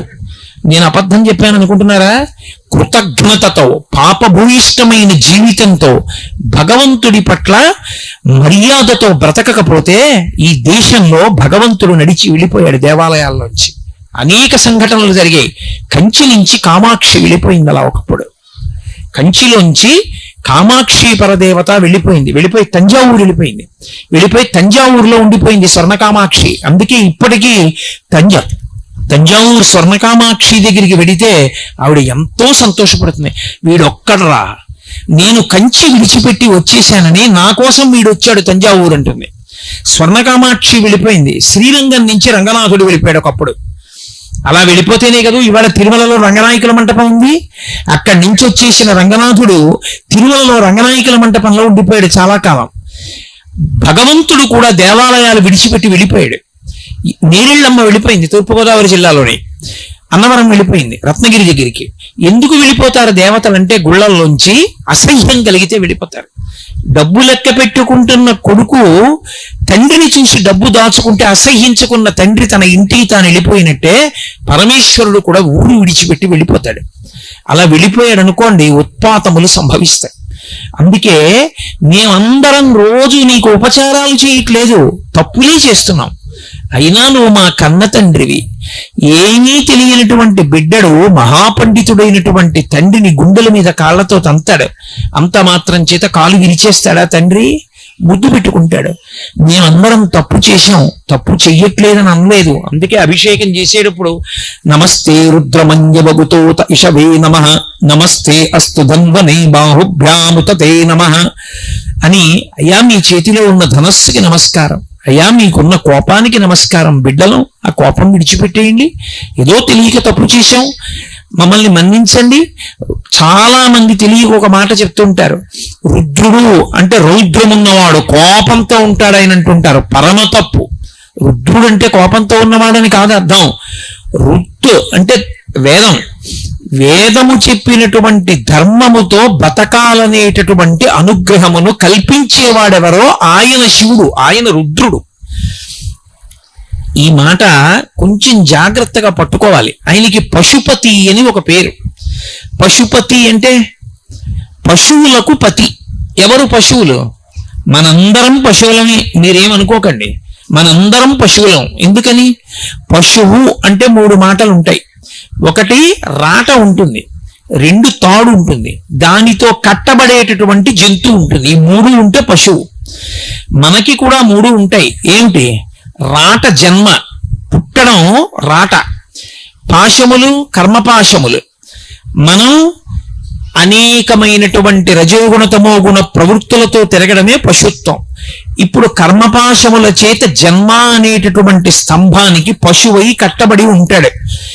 ఎప్పుడైతే పశుత్వం పోయిందో పతి ఒకటే మిగులుతుంది. అప్పుడు పశువు ఉండడు, పతి ఉంటుంది. అంటే ఆయనే శివుడైపోతాడు. కట్టు కట్టడానికి, కట్టు విప్పడానికి ఒక మార్గం ఒకటి ఉంటుంది. ఇది మీకు అర్థమయ్యేటట్టు ఎలా చెప్పాలి అని నేను సతమతం అవుతున్నాను. కట్టు కట్టినటువంటి దాన్ని విప్పడానికి కూడా కట్టే వేయాలి. ఎలా వేస్తారంటే, మీకు పల్లె పట్టు గురించి తెలుసు కాబట్టి కొంత తెలుస్తుంది. ఆ రైతు పొలంలోకి వెళ్ళి సాయంకాలం ఇంటికి తిరిగి వచ్చేస్తూ ఇంట్లో ఉండేటటువంటి ఆవుకి పచ్చిగడ్డి మోపు కడతాడు. తాటాకు తీసుకొచ్చి గట్టిగా మోపు కట్టి ఆ తాటాకు చుట్టూ తిప్పి ఇలా తిప్పేసి ముడేసేసి దాని కిందకి దోపేస్తాడు. ఇప్పుడు అట్నుంచి తిరిగి వచ్చాడు, ఆ కట్టు విప్పాలి. ఇప్పుడు ఆ కట్టు విప్పాలనుకోండి, మళ్ళీ అందులోకి వేళ్ళు దూర్పి తాటాకు పైకెత్తి మళ్ళీ వెనక్కి తిప్పక్కర్లేదు. ఓ తాడు తీసుకొచ్చి పచ్చిగడ్డి మోపు కింద నుంచి పెట్టి మోకాలతో నొక్కి తాటితో గట్టిగా ఇలా నొక్కుతాడు. ముడియకుండా దగ్గరగా చేసి ఇలా బిగిస్తాడు. ఇప్పుడు పచ్చిగడ్డి బాగా బిగుసుకుంటే వేసిన కట్టు ఊడిపోతుంది, వదిలిపోతుంది, దాన్ని లాగేస్తారు. ముడేశాడా తాడు? వెయ్యలేదు, తాడిలా అంటాడు. ఇప్పుడు ముడేశాడా? వెయ్యడు. ముడి వేయకుండా కట్టు మీద కట్టులా తాటిని బిగించి ఉన్న కట్టు వదిలిపోయేటట్టు చేస్తాడు. అలా కట్టు ఉన్నంతకాలం కర్మపాశములు పట్టి ఉన్నంతకాలం పశువు. ఆ పాశం పోవాలంటే, కట్టు పోవాలంటే ఆయన పని చేస్తాడు. పైన పెద్ద కట్టుతో నొక్కుతాడు. ఏమిటి ఆ కట్టు అంటే ధర్మం. ఇప్పుడు ఆయనే చేస్తాడు, భక్తుడు కూడా. ఏమిటి చేస్తాడంటే ధర్మం కోసమే చేస్తాడు. ఏది చేసిన ఈశ్వరుడు ఇలా నన్ను బ్రతకమన్నాడు, ఆయన ఎలా బ్రతకమన్నాడో నేను అలా బ్రతుకుతున్నానంతే. అదే కర్మ తప్ప ఇంకా ఆయనకేం కోరికలు ఉండవు. మీరు తరచుగా పురాణాల్లో ఒక మాట విని ఉంటారు. ఎప్పుడైనా ఋషులు తపస్సు చేసుకుంటున్నారు అనుకోండి, దేవతలు వెంటనే ఇంద్రుడు అప్సరసల్ని పంపిస్తాడు వాళ్ళ దగ్గరికి. ఏదో వసంత ఋతువుని కల్పిస్తాడు, వాళ్ళ దగ్గరికి వసంతుణ్ణి పంపిస్తాడు, మన్మధుణ్ణి పంపిస్తాడు. వాళ్ళ తపస్సు భగ్నం చేసేస్తూ ఉంటాడు. ఎందుకు ఆ పిచ్చి? ఎందుకు దేవతలు అలా చేయడం అంటే బాగా జ్ఞాపకం పెట్టుకోవాలి. ఎందుకు దేవతలు మనిషిని జ్ఞానమును పొందకుండా చూస్తారంటే, మనం మామూలుగా ఉన్నంత కాలం నాకేదో ఒకటి కలిసి రావాలి, ఏదో ఒకటి కలిసి రావాలి అన్నంత కాలం దేవతా సంబంధమైన క్రతువులు చేస్తాం. యజ్ఞాలు, యాగాలు, హోమాలు ఇవన్నీ చేస్తూ వానలు పడాలి, పంటలు పండాలి, మాకు పంటలు కలిసి రావాలి అని. నాకు దేవతల యొక్క అనుగ్రహంతో సంబంధం లేదు, నాకు జ్ఞానము కలగాలి అని ధార్మికమైన జీవనం ఒక్కటే లక్ష్యంగా పెట్టుకున్నాడు అనుకోండి. అప్పుడు ఇక అతను దేవతలకి అన్నం పెట్టడం అంటే ఇక యజ్ఞయాగాదులు చేయడు. ఆ స్థాయికి వెళ్ళిపోకుండా ఉండడం కోసం కిందికి తీసుకురావడానికి వాళ్ళు తపోభంగం చేస్తూ ఉంటారు తప్ప అంతకన్నా వాళ్ళు ఏదో చెడ్డ పనులు చెయ్యాలని కాదు. ఇప్పుడు శివుడు గట్టి కట్లు వేస్తాడు. వేస్తే ఆ వేసిన కట్లు జారిపోతాయి. అంటే ఇంతకుముందు మనం చేసినటువంటి పాపపుణ్యములన్న దూది పర్వతంలో ఒక చిన్న అగ్ని నిరుసుపడింది అనుకోండి, కాలిపోతుందా? కాలిపోదా? అన్ని పాపపుణ్యములు కాలిపోతాయి. కాలిపోతే జ్ఞానం ఒక్కటే మిగులుతుంది. ఇక పుట్టవలసిన అవసరం ఉండదు. అప్పుడు పశు ఉండదు, అంటే జన్మ ఉండదు, రాట ఉండదు, పాశం ఉండదు, కట్టబడిన వాడు ఉండడు. పశువు పోతే మిగిలినది ఏది? పతి ఒక్కడే మిగులుతాడు. ఎవడా పతి? పతిం విశ్వస్యాత్మేశ్వరగుం శాశ్వతగుం శివం అచ్యుతం. ఆయనే పతి. ఆ పతిలోకి చేరిపోతాడు. అంటే ఇక్కడే వాడు పశుపతిగా మారుతాడు, శివుడు అవుతాడు. అది జ్ఞానమును పొంది మోక్షం పొందడం. అలా అక్కడ నుంచి క్రింద ఏ కోరికైనా తీర్చడం వరకు ఇవ్వగలిగిన వాడెవరు? ఆయన ఒక్కడే. అందుకే పట్టుకెళ్ళి ఏం చెయ్యాలి ఆయనకి? ఆయన కోపం పోవడానికి మనం ఏం చెయ్యక్కర్లేదు. తప్పు ఒప్పుకుంటే చాలు, ఆయన సంతోషిస్తాడు. కొడుకు ఎన్నో తప్పులు చేశాడు, తండ్రి కక్ష పెట్టి కూర్చుంటాడా? నాన్నగారండి నేను మీ మాట వినలేదు, ఎన్నో తప్పులు చేశాను. నాన్నగారండి ఇప్పుడు నాకు అనుభవంలోకి వచ్చింది, తెలిసి వచ్చింది తప్పులు ఎంత బాధపడతాయో. నాన్నగారండి ఇక నేను తప్పు చెయ్యను.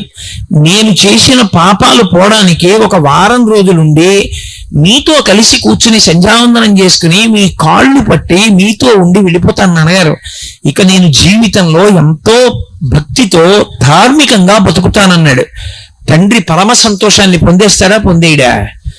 మనం కూడా రుద్రంలో అవే మాటలు చెప్తాం. నాన్నగారండి తప్పైపోయింది నాన్నగారండి, నాన్నగారండి ఇంకెప్పుడు చేయను నాన్నగారండి అని 1-2 మాటలు నాన్నగారండి నాన్నగారండి నాన్నగారండి అని ఎలా అంటామో 2 వైపులా నమస్కారం వేస్తూ రుద్రం అలాగే చెప్తాం.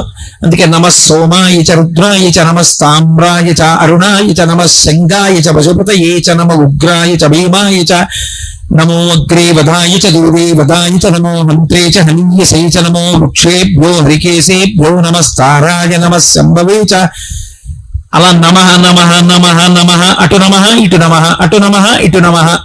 అయ్యా నమస్కారం పెడుతున్నా క్షమించు, అయ్యా నమస్కారం పెడుతున్నా క్షమించు. సరే పో. ఆయన చల్లబడ్డాడు అనుకోండి, మనం చల్లబడతాం, లోకం చల్లబడుతుంది. ఇప్పుడు ఆయన ఉండడం ఆయనకా మనకా ఉపకారం? ఆయన ఉండడం మనకు ఉపకారం. ఆయన వెంటనే అనుగ్రహిస్తాడు. వెంటనే అనుగ్రహించి ఇంట ప్రశాంతత కల్పిస్తాడు. కాబట్టి సజ్జోజాత ముఖమున్నవాడు అని పిలుస్తారు. అందుకని సజ్జోజాతుడు అని పేరు వచ్చిన శివాలయాలన్నిటిలోకి ఆగమంలో చాలా గొప్పది అని దేన్ని పిలుస్తారంటే, పశ్చిమాభిముఖమైనటువంటి శివలింగం ఏ గుళ్ళో ఉంటుందో ఆ శివాలయం మిగిలిన శివాలయాలన్నిటికన్నా గొప్పది. ఎందుకంటే శివుడి యొక్క పశ్చిమ ముఖం సజ్జోజాత ముఖం. సజ్జోజాతం ప్రపద్యామి సజ్జోజాతాయ వై నమో నమః అని ఆయన పంచమంత్ర పఠనంలో చెప్తాం కదా. సజ్జోజాతుడు అంటే అప్పటికప్పుడు అక్కడికక్కడ కోరిక తీర్చడానికి వచ్చి కటాక్షించేటటువంటి లక్షణం ఉన్నవాడు. కాబట్టి ఇప్పుడు ఆయన ఇటువంటి అనుగ్రహ ప్రదాత. కాబట్టి ఆయనకి కార్మిక మలము లేదు. అంటే గత జన్మలలో చేసుకున్నటువంటి కర్మల యొక్క ఫలితాన్ని అనుభవించడానికి వచ్చి కూర్చున్నవాడు కాడు. అలాంటి ఫలితాన్ని అనుభవించి మనం బాధపడుతుంటే మన బాధ పోవడానికి మార్గం కల్పించడానికి వచ్చి ఆయన కూర్చున్నాడు. దీనికి కార్మిక మలము లేనివాడు. మూడవది మాయిక మలము అంటారు. మాయిక మలము అంటే మాయ. మాయ అన్న మాటకు అర్థం తేలికగా మీకు అర్థం అవ్వాలంటే నామము రూపము ఈ రెండిటినే మాయ అంటారు. అసలు వస్తువు ఏదో అది కనపడదు, పేరు పెట్టిందేదో అదే కనపడుతుంది. దీన్ని మాయా అని పిలుస్తారు. మీకు బాగా అర్థం అవ్వాలంటే ఒక ఉదాహరణ చెప్తే మీరు పట్టేసుకుంటారు. వెనకటికి ఒక ఆయన బంగారం కొట్టు నడిపేవాడు. ఏదో రాత్రి 8 అయ్యేటప్పటికి ఆయనకి 104 జ్వరం వచ్చేసింది. అంత జ్వరం వచ్చేసి చలి కుదుపు వచ్చి ఇంకా కొట్టులో కూర్చోలేక వెళ్ళిపోతూ ఒరే రాత్రి కొట్టుకి జాగ్రత్తగా దింపు, ఆ ఎదురుగుండా ఉన్నటువంటి చట్రం తాళాలు జాగ్రత్తగా వేసిరా ఇంటికి అని కొడుక్కి చెప్పి వెళ్ళిపోయాడు. మంచి జ్వరం, సంధిలో ఉన్నాడు, పడుకున్నాడు, నిద్రపోయాడు. ఏదో ఔషధం సేవించాడు. తెల్లవారేటప్పటికి జ్వరం తగ్గింది. కొడుకుని పిలిచాడు. ఎరా రాత్రి కొట్టంతా జాగ్రత్తగా ఉందా? తలుపులేసి తాళాలేసి వచ్చావా? లోపల ఉండవలసిన బంగారం అంతా ఉందా అన్నాడు. కొడుకు అన్నాడు, నాన్నగారు లోపల బంగారం ఏం లేదన్నాడు. బంగారం లేకపోవడం ఏమిట్రా, పరిగెత్తుకెళ్ళి చూసిరా అన్నాడు. గబగబా కొడుకు వెళ్ళి కొట్టు తాళం తీసి చూసి మళ్ళీ తాళం వేసేసి వచ్చి నాన్నగారు లోపల బంగారం ఏమీ లేదన్నాడు. బంగారం లేకపోవడం ఏమిట్రా అన్నాడు. నిజం నాన్నగారు, చంద్రహారాలు ఉన్నాయి, ఉంగరాలు ఉన్నాయి, కేయూరములు ఉన్నాయి, కంకణాలు ఉన్నాయి, వడ్డాణాలు ఉన్నాయి, కర్ణాభరణములు ఉన్నాయి, పాపట పిందెలు ఉన్నాయి, గాజులు ఉన్నాయి, ఉంగరాలు ఉన్నాయి, బంగారం మాత్రం లేదు. తండ్రి అన్నాడు, ఓరి మూర్ఖుడా, బంగారం లేని ఆభరణాలు ఉంటాయిరా? బంగారం లేదు ఆభరణం ఉంటుందా? ఆభరణం లేకపోయినా బంగారం ఉంటుంది. చంద్రహారం ఉండక్కర్లేదు, కరిగించేస్తే బంగారం ఉంటుంది. బంగారానికి విలువ, చంద్రహారానికి కాదు విలువ. చంద్రహారం పొడుగు చూసి డబ్బుచ్చుకోరు, చంద్రహారం బరువు చూసి డబ్బుచ్చుకుంటారు. అందులో ఎంత బంగారం ఉంది చూస్తారు. బంగారం ఇవ్వకుండా చంద్రహారం ఇవ్వండి అంటే ఇస్తారా? చంద్రహారం లేకపోయినా బంగారం ముద్దగా ఇంట్లో పెట్టుకోవచ్చు, అంతే విలువ. ఒరే ఉన్నది బంగారమేరా, చంద్రహారాలుగా, గొలుసులుగా, ఉంగరాలుగా, కేయూరములుగా, పాపట పిందులుగా ఉంది. బంగారం లేదంటావే మూర్ఖుడా, ఉన్నది ఆభరణములు బంగారమే. కొడుకు అన్నాడు, బంగారం ఎక్కడుందండి? చంద్రహారాలు ఉన్నాయి, గొలుసులు ఉన్నాయి, ఉంగరాలు ఉన్నాయి, బంగారం బంగారం అంటారేంటి? ఒరే బంగారమేరా చంద్రహారాలు గొలుసులైంది. అలాగే ఉన్న ఆ ఒక్క పరమాత్మయే ఇన్ని రూపాలు పొందాడు. సహస్రశీర్షా పురుష సహస్రాక్ష సహస్రపాత్. ఇన్ని రూపాల్లో ఉన్నవాడు వాడొక్కడే. మాయా అంటే అంతటా ఉన్నది వాడొక్కడే అని అనుకోకుండా వాడు వీరు వీరు వీరు అనుకుని పేరు చెప్పి మాయలో పడిపోడు. మాయలో పడిపోయి అక్కర్లేని పాపాలన్నీ వాడు పాడవ్వాలి, నేను బాగుండాలి, నాది గట్టి నీది అవుటు, ఇలా ఉండేటటువంటి ప్రవృత్తికి మాయా అంటారు. ఆ మాయ చేత మనం మళ్ళీ మళ్ళీ పుడుతూ ఉంటాం. ఆ మాయ లేనివాడు ఆయన. అందుకని మాయికమలము ఆయనకి లేదు, మాయికమలము మనకుంది. కాబట్టి ఆణవమలము, కార్మికమలము, మాయికమలము మూడిటితో తయారైన వాళ్ళం మనం. ఈ 3 మలములు లేకుండా తయారైన వాడు పరమేశ్వరుడు. తయారైన వాడన్న మాట కూడా వాడకూడదు, ఆయన యందు లేవు అంతే. అటువంటి వాడు ఆయన కానిది ఒకటి ఉన్నది అని చెప్పడం కుదరదు. అసలు ఆయన కానిది ఇది ఉందండి, శివుడు కానిది ఏదైనా ఉందా అని నేను అడిగాను అనుకోండి, మీకు లోకంలో నేను ఒకటి చూపిస్తాను, శివుడు కానిది ఒకటి ఉన్నదే అని చెప్పడానికి ఏదీ లేదు. శివుడే అష్టమూర్తి అని పిలుస్తారు. శివుడే మనం ఈ కంటితో చూడడానికి వీలుగా 8 రూపములను పొందుతాడు. అయితే చిత్రం ఏంటంటే ఈ 8 రూపాలని కూడా పూర్తిగా పూజ చేయడం ఎవరికీ సాధ్యం కాదు. అందులో మొదటిది భూమి, రెండవది నీరు, మూడవది నిప్పు, 4వది వాయువు, 5వది ఆకాశం, 6వది సూర్యుడు, 7వది చంద్రుడు, 8వది జీవుడు. నేను అనుకుంటుంటానే జీవుడు, ఆ జీవుడు 8వది. ఈ 8 శివుని యొక్క మూర్తులు, అందుకే అష్టమూర్తులు అని పిలుస్తారు. భూరంభం శనలో నిరోంబర మహార్నాథో హిమాంసు పుమాన్ ఇత్యాభాతి చరాచరాత్మకమిదం యస్యైవ మూర్త్యస్తకం నాన్యత్కించన విద్యతే విమృశతాం యస్మాత్ పరస్మాద్ విభో తస్మై శ్రీ గురుమూర్తయే నమ ఇదం శ్రీ దక్షిణామూర్తయే అంటారు శంకర భగవత్పాదులు దక్షిణామూర్తి స్తోత్రంలో. ఈ 8గా ఉంటాడు. ఇప్పుడు నాకు ఒకటి చెప్పండి, ఈ 8 కానిది ఒకటి ఏమైనా ఉందా లోకంలో? ఉండదు. 8 ఉంటాయి. పృథివీ భూమి శివస్వరూపం. ఇప్పుడు నాకు చెప్పండి, అసలు మనం అనుభవిస్తున్నటువంటి సుఖమన్న మాట ఏది ఉన్నా శివుని యొక్క ఉచ్ఛిష్టమే. శివుని వలననే సుఖం ఉన్నది. ఈ భూమి లేదు, ఎక్కడ నిలబడతావు? ఈ భూమి లేదు, పంట ఎక్కడి నుంచి వస్తుంది? ఈ భూమి లేదు, ఇల్లు ఎక్కడ కడతావు? ఈ భూమి లేదు, భూమిలోంచి బొగ్గు రాకపోతే, భూమిలోంచి పెట్రోల్ రాకపోతే, భూమిలోంచి ఇల్లు రాకపోతే కారు ఎక్కడి నుంచి తయారు చేస్తావు? విద్యుత్ శక్తి ఎలా తయారు చేస్తావు? నీరు లేదు, ఏం తాగి బతుకుతావు? పంట పండకపోతే ఏం తిని ఈ జీవరాశులన్నీ జీవిస్తాయి? గాలి లేదు, అసలు ప్రపంచం ఎలా నిలబడుతుంది? నిలబడదు.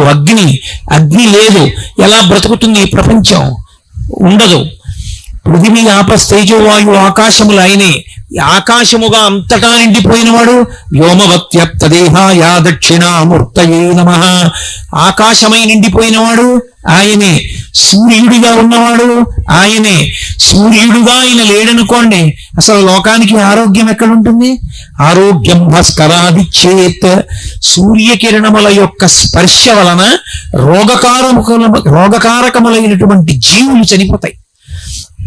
సూర్య కిరణములు పడితే చాలు ఆరోగ్యం లభిస్తుంది. అందుకే పూర్వం కేవలముగా సూర్యకిరణములు పడినటువంటి పదార్థములను కొన్నింటిని తినేవారు. ఆ పదార్థములు తినకుండా ఉండేవారు కాదు, రేగుడియాలని పెట్టేవారు ప్రత్యేకం. అవేమి ఆ నూనెలోనో ఎందులోనో వేయించరు. రేగుపళ్ళు తీసుకొచ్చి సూర్యకిరణాల్లో పెడతారు, గట్టి పడతాయి. ఆ రేగు ఒడియాలు దాచుకుని ఆ ఒడియని తినేవారు. అసలు ఈ గడ్డంతా రేగు చెట్లతో కూడుకున్నటువంటిది. ఆ రేగు పండు తింటే సూక్ష్మ క్రిములు నశిస్తాయి, అది ఆరోగ్యకారకం. అలాగే అప్పడం ఒత్తి సూర్యకిరణాలకు ఎదురుగుండా తీసుకొచ్చి పెడతారు. పెడితే సూర్యకిరణముల చేత అప్పడం ఎండుతుంది. ఆ ఎండిన అప్పడాన్ని తీసుకెళ్లి డబ్బాలో పెట్టి ఉంచుతారు. ఎన్ని నెలలు ఉంటుంది? పాడవదు. సూర్యకిరణములు తగిలితే సూక్ష్మక్రిములు పోయి నిలవ ఉండే శక్తి వస్తుంది. సూర్యకిరణములే ఆరోగ్యములకంతటికీ కూడా కారణము. అటువంటి సూర్యబింబంగా ఉండేటటువంటి వాడు పరమశివుడు. ఏది ఆయన వంక చూస్తూ ఓ రోజు పొద్దున్నుంచి సాయంకాలం వరకు పూజ చేయి, సాధ్యమా? అసలు పువ్వును విసిరింది ఆయన మీద పడుతుందా? నువ్వు వేసిన నీళ్లు ఆయన మీద పడతాయా? చెయ్యలేవు. పృథివీకి అంతటికీ పూజ, ఈ భూమండలానికి అంతటికీ పూజ చేయగలవా? చెయ్యలేవు. ఉన్న నీటికి అంతటికీ పూజ చెయ్యలేవు. గాలికంతటికీ పూజ చెయ్యలేవు. ఆకాశానికి అంతటికీ పూజ చెయ్యలేవు. అగ్నికంతటికీ పూజ చెయ్యలేవు. చంద్రబింబానికి పూజ చెయ్యలేవు. జీవుడికి పూజ చెయ్యలేవు. నేనంటున్నావే, ఆ నేనన్నది ఎక్కడుందని దానికి పూజ చేస్తావు? చెయ్యలేవు. మరిప్పుడు ఆ 8 శివుడైతే అసలు ఆయనకి పూజలా? చెయ్యలేం. కాబట్టే ఈ 8ంటికి ప్రతినిధులుగా మళ్ళీ 8 లింగాలుగా వచ్చాడు ఆయన. అందుకే కంచిలో పృథివీలింగం, కాంచీపురంలో ఏకాంబరేశ్వరుడు ఈ పృథివీకంతటికీ సంకేతం. పృథివీ పట్ల మనం అనేకమైనటువంటి దోషాలు చేస్తాం. పృథివీ సూక్తం అని అందులో చెప్తారు. యన్మృత్తికాత్మనే పాపం. భూమి మీద గట్టిగా తాళనం చేయకూడదు. నడిచి వెడుతున్నాడు అనుకోండి, చప్పుడు అవ్వకూడదు. చప్పుడైందనుకోండి భూమిని తాడనం చేసిన దోషం వస్తుంది. నిష్కారణంగా భూమిని తవ్వకూడదు. కారణం లేకుండా పుల్ల ముక్కెట్టి, గోళ్ళెట్టి, వేళ్ళెట్టి, కాళ్ళెట్టి మట్టి తవ్వాడనుకోండి దోషం వస్తుంది. మృత్తికని నిష్కారణంగా కొట్టకూడదు. మృత్తిక మీద ఎక్కడ పడితే అక్కడ మలమూత్ర విసర్జన చేయకూడదు. ఈ దోషములు పోవాలంటే పృథివీలింగానికి పూజ చెయ్యాలి. ఆయన్ని దర్శనం చేసి నమస్కరించాలి. కంచిలో పృథివీలింగమై ఉన్నాడు. మట్టి దేనికి కరిగిపోతుంది? నీటికి కరిగిపోతుంది. మట్టి మీద నీళ్లు పోసామనుకోండి కరిగిపోతుంది. మరి పృథివీలింగం అయితే దాని మీద అభిషేకం ఎలా? నీళ్లతో ఎలా అభిషేకం చేస్తారు? అందుకే కంచిలో పృథివీలింగానికి నీళ్లతో అభిషేకం చేయరు, మల్లె నూనెతో అభిషేకం చేస్తారు. ఒక్క మల్లె నూనె పోస్తారంతే ఏకాంబరేశ్వర లింగం మీద. మీరు ఇప్పటికీ కంచి వెడితే పచ్చి గూడులా ఉంటుంది. దేంతో అభిషేకం చేస్తారండి అని అడిగారు అనుకోండి, అక్కడికి గంగాజలాలు అవి పట్టుకెడితే చేయరు. ఒక్క మల్లె నూనెతో అభిషేకం చేస్తారు. జలములు, ఈ నీరంతా కలిపి జంబుకేశ్వరంలో ఉంది శివలింగం, జలలింగం అంటారు. ఆ శివలింగం దగ్గర నీరు ఊరుతూ ఉంటుంది, కానీ ఎవరి మీద చల్లరా నీటిని తోడేసి పక్కన పోసేస్తుంటారు. నీటికంతటికి ఆయన గుర్తు జలలింగం. అరుణాచలం అగ్నిలింగం, చిదంబరం ఆకాశలింగం. అలాగే కంచిలో పృథివీలింగం, జంబుకేశ్వరంలో జలలింగం, అరుణాచలంలో అగ్నిలింగం, చిదంబరంలో ఆకాశలింగం, పృథివీ ఆపస్ తేజో వాయు ఆకాశములు, శ్రీకాళహస్తిలో వాయులింగం. అందుకే ఇప్పటికీ ఈ భూమి మీద ఉన్న గాలి అంతా నేనే అని చెప్పడం కోసమని కాళహస్తీశ్వర లింగానికి ఎదురుగుండా పెద్ద ప్రమిదలో 2 ఒత్తులు వెలుగుతుంటాయి. మిగిలినటువంటి దీపాలన్నీ అలా నిలబడి ఉంటాయి. ఈ ఒక్క 2 ఒత్తులు శివలింగానికి ఎదురుగుండా ఉంటాయి. గాలి అంతా ఏది అంటే ఆయన ఉచ్ఛ్వాస నిశ్వాసలు. ఆయన విడిచిపెట్టి పీల్చే గాలి ప్రపంచమంతా ఉంటుంది.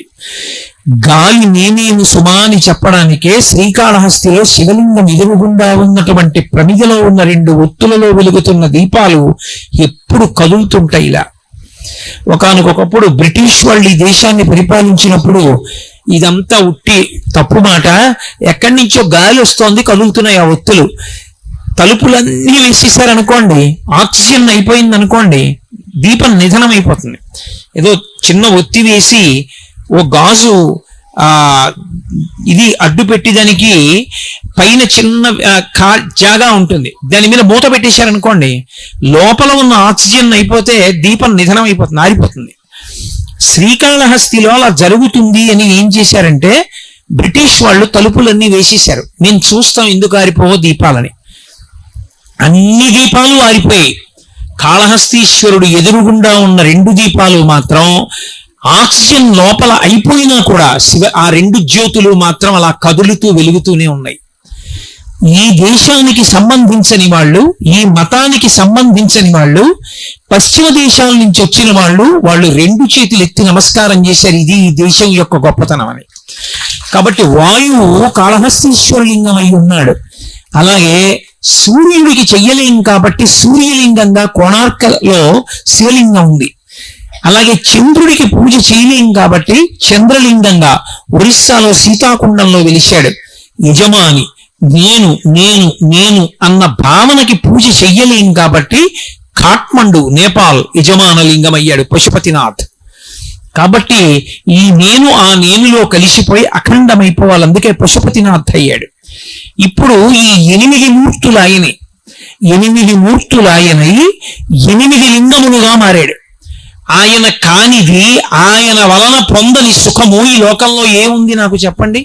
అందుకే కృతజ్ఞతతో భయంకరమైనటువంటి పాపం చేయించాలి వీడితో అనుకుంటే 2 శాపాలు ఇస్తారు. ఒకటి, నీ ఇంట జిల్లేడు చెట్టు పుట్టుగాక, నీ జీవితమునందు నీకు శివభక్తి లేకుండుగాక అని శపిస్తారు. ఇంట్లో జిల్లేడు చెట్టు పుట్టిందనుకోండి ఐశ్వర్యం పోతుంది. అందుకే ఇంట్లో జిల్లేడు చెట్టు పుడితే వెంటనే జిల్లేడు చెట్టు తీసేస్తారు. ఇంటి ప్రహారీ గోడ బయట ఉండాలి తప్ప ఇంట్లో జిల్లేడు చెట్టు ఉండకూడదు. 2, శివభక్తి నీకు కలగకుండుగాక. వాడికి శివభక్తి లేకుండా పోయిందనుకోండి వాడంత కృతజ్ఞుడు ఇంకొకడు ఉండడు.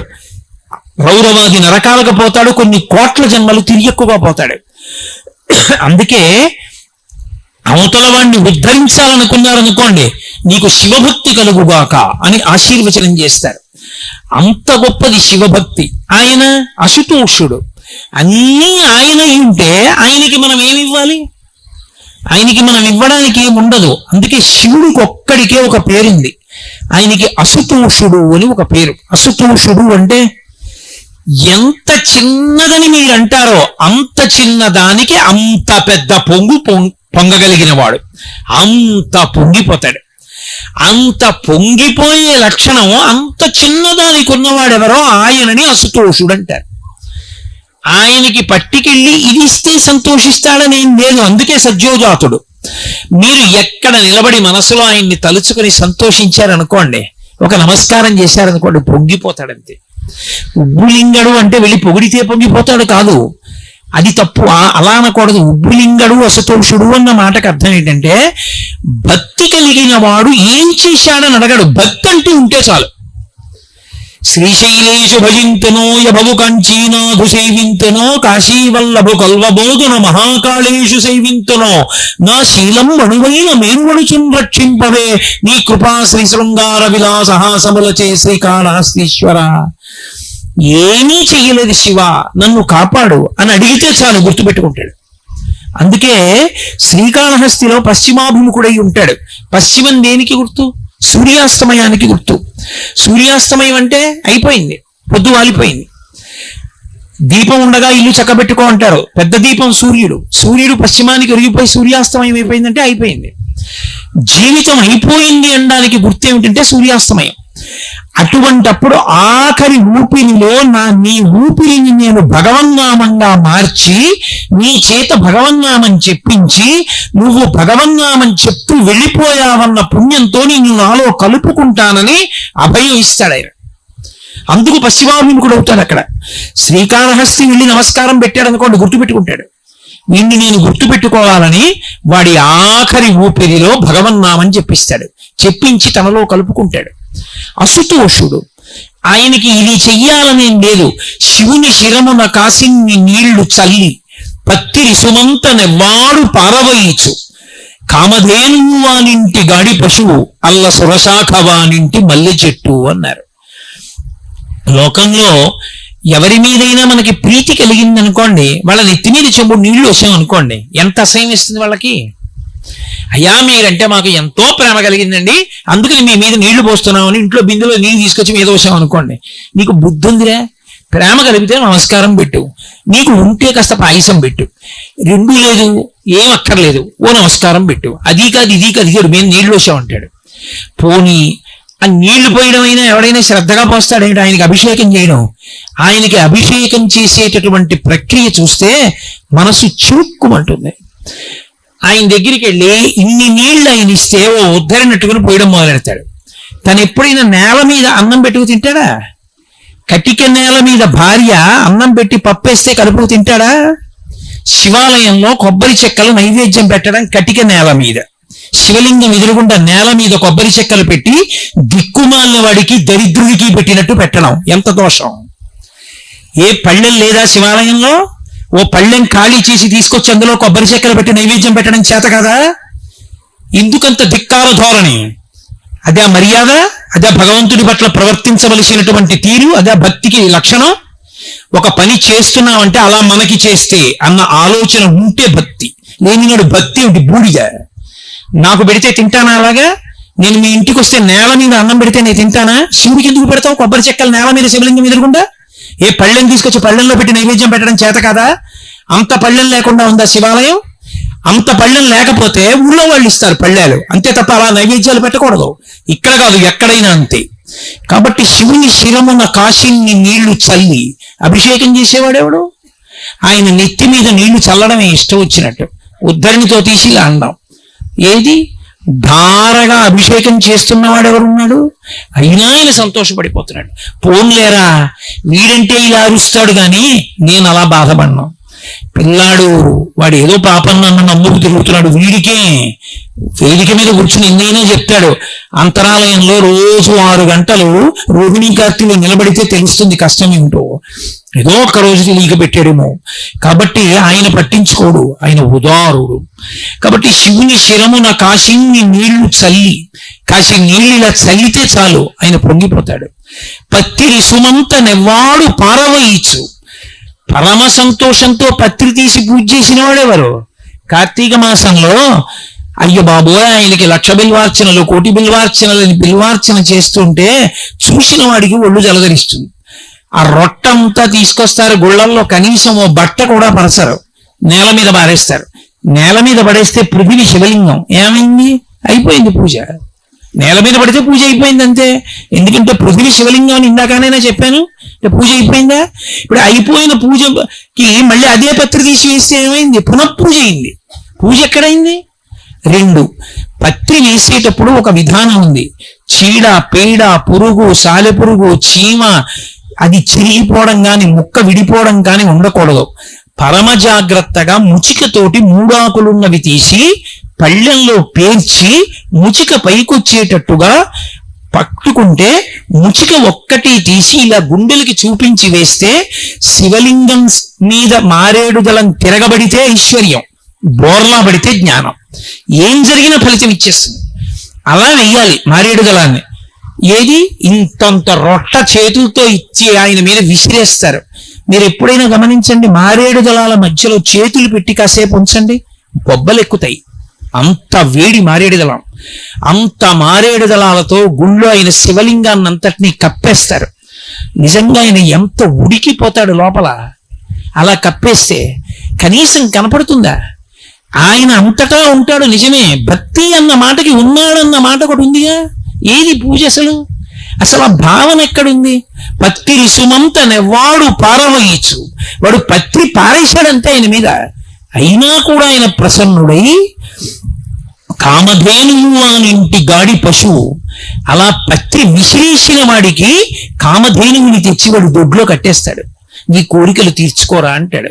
అల్ల సురశాఖవానింటి మల్లె చెట్టు, కల్పవృక్షాన్ని తీసుకొచ్చి అటువంటి వాడి ఇంట్లో పెరట్లో పాతి నీ కోరికలు తీర్చుకోరా అంటాడు. అపరాధం అన్నది పట్టించుకోకుండా లోపలికి వచ్చాడు, నమస్కారం పెట్టాడు, అంతే చాలని పొంగిపోయేవాడెవరో వాడు అసుతోషు తప్ప నాకు ఇది ఇవ్వాలన్న కోరిక వాడికి ఉండదు అసలు.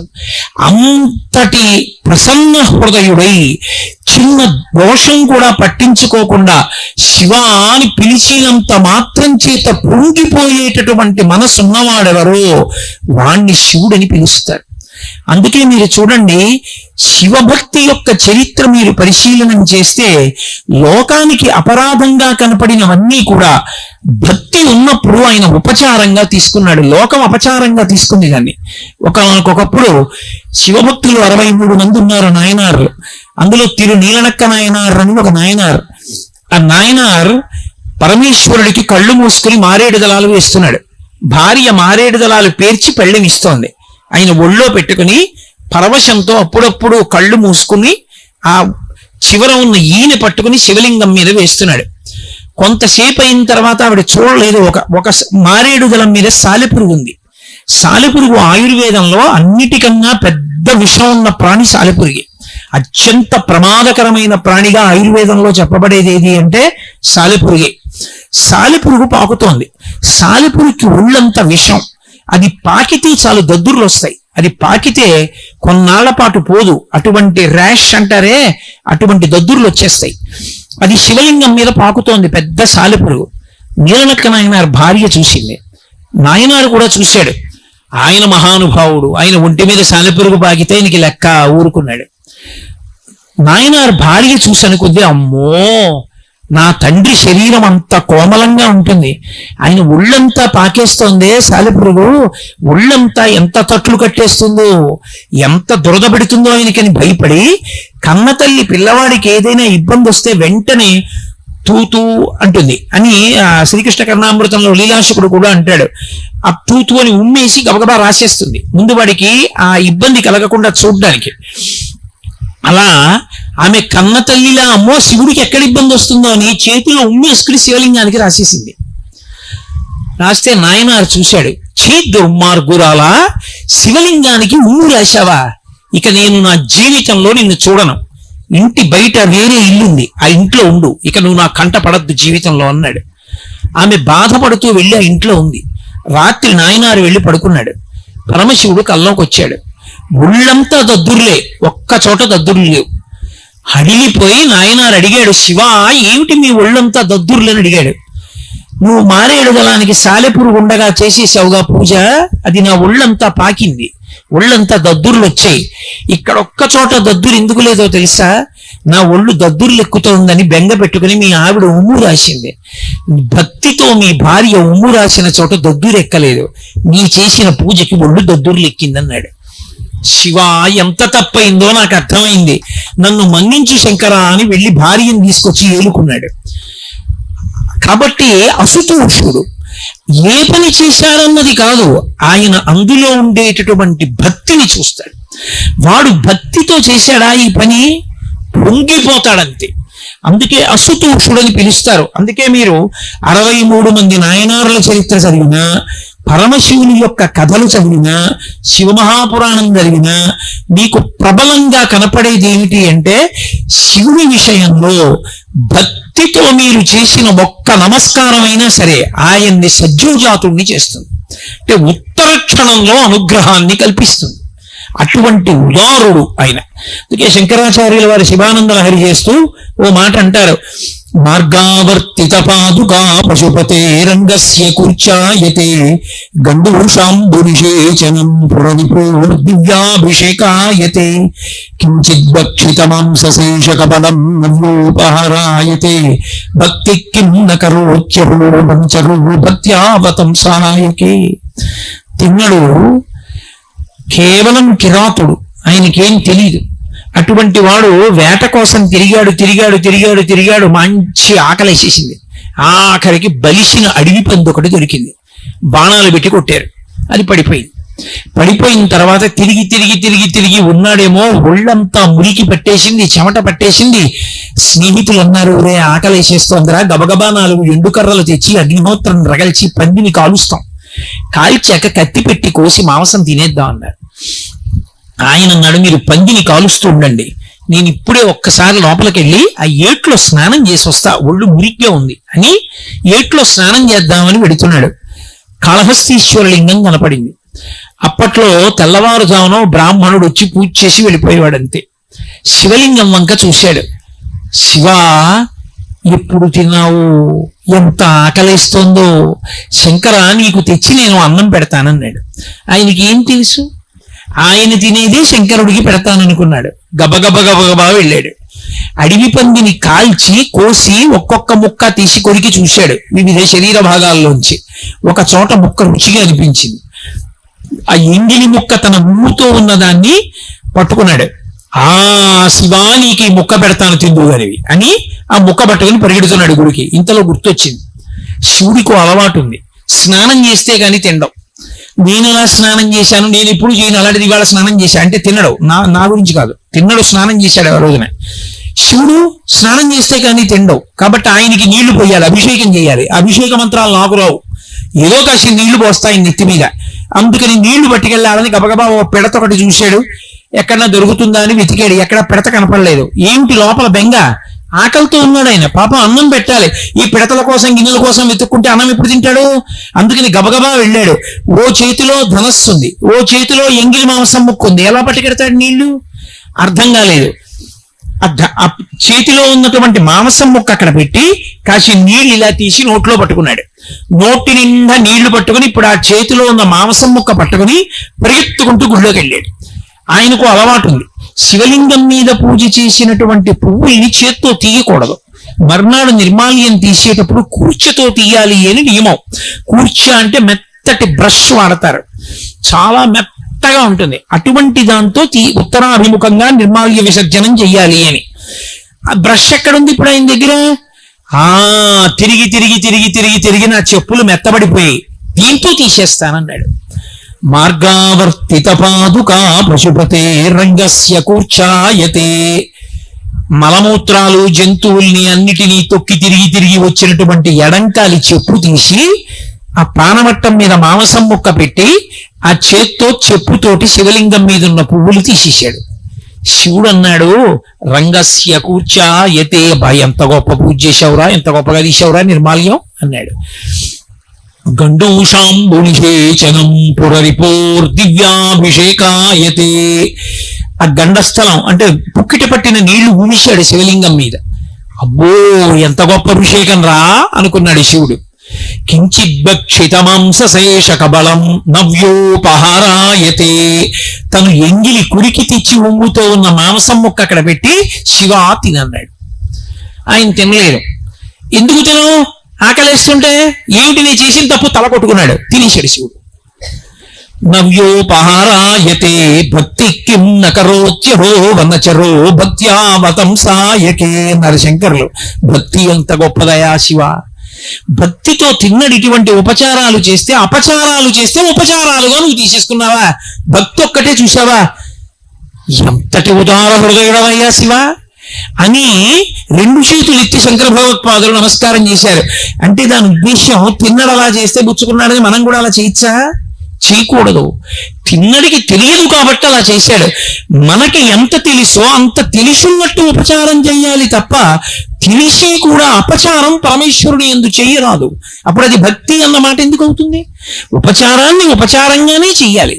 కాబట్టి ఆ భక్తి ఉందనుకోండి, ఆయన ఎంత లొంగిపోయాడు నిజంగా.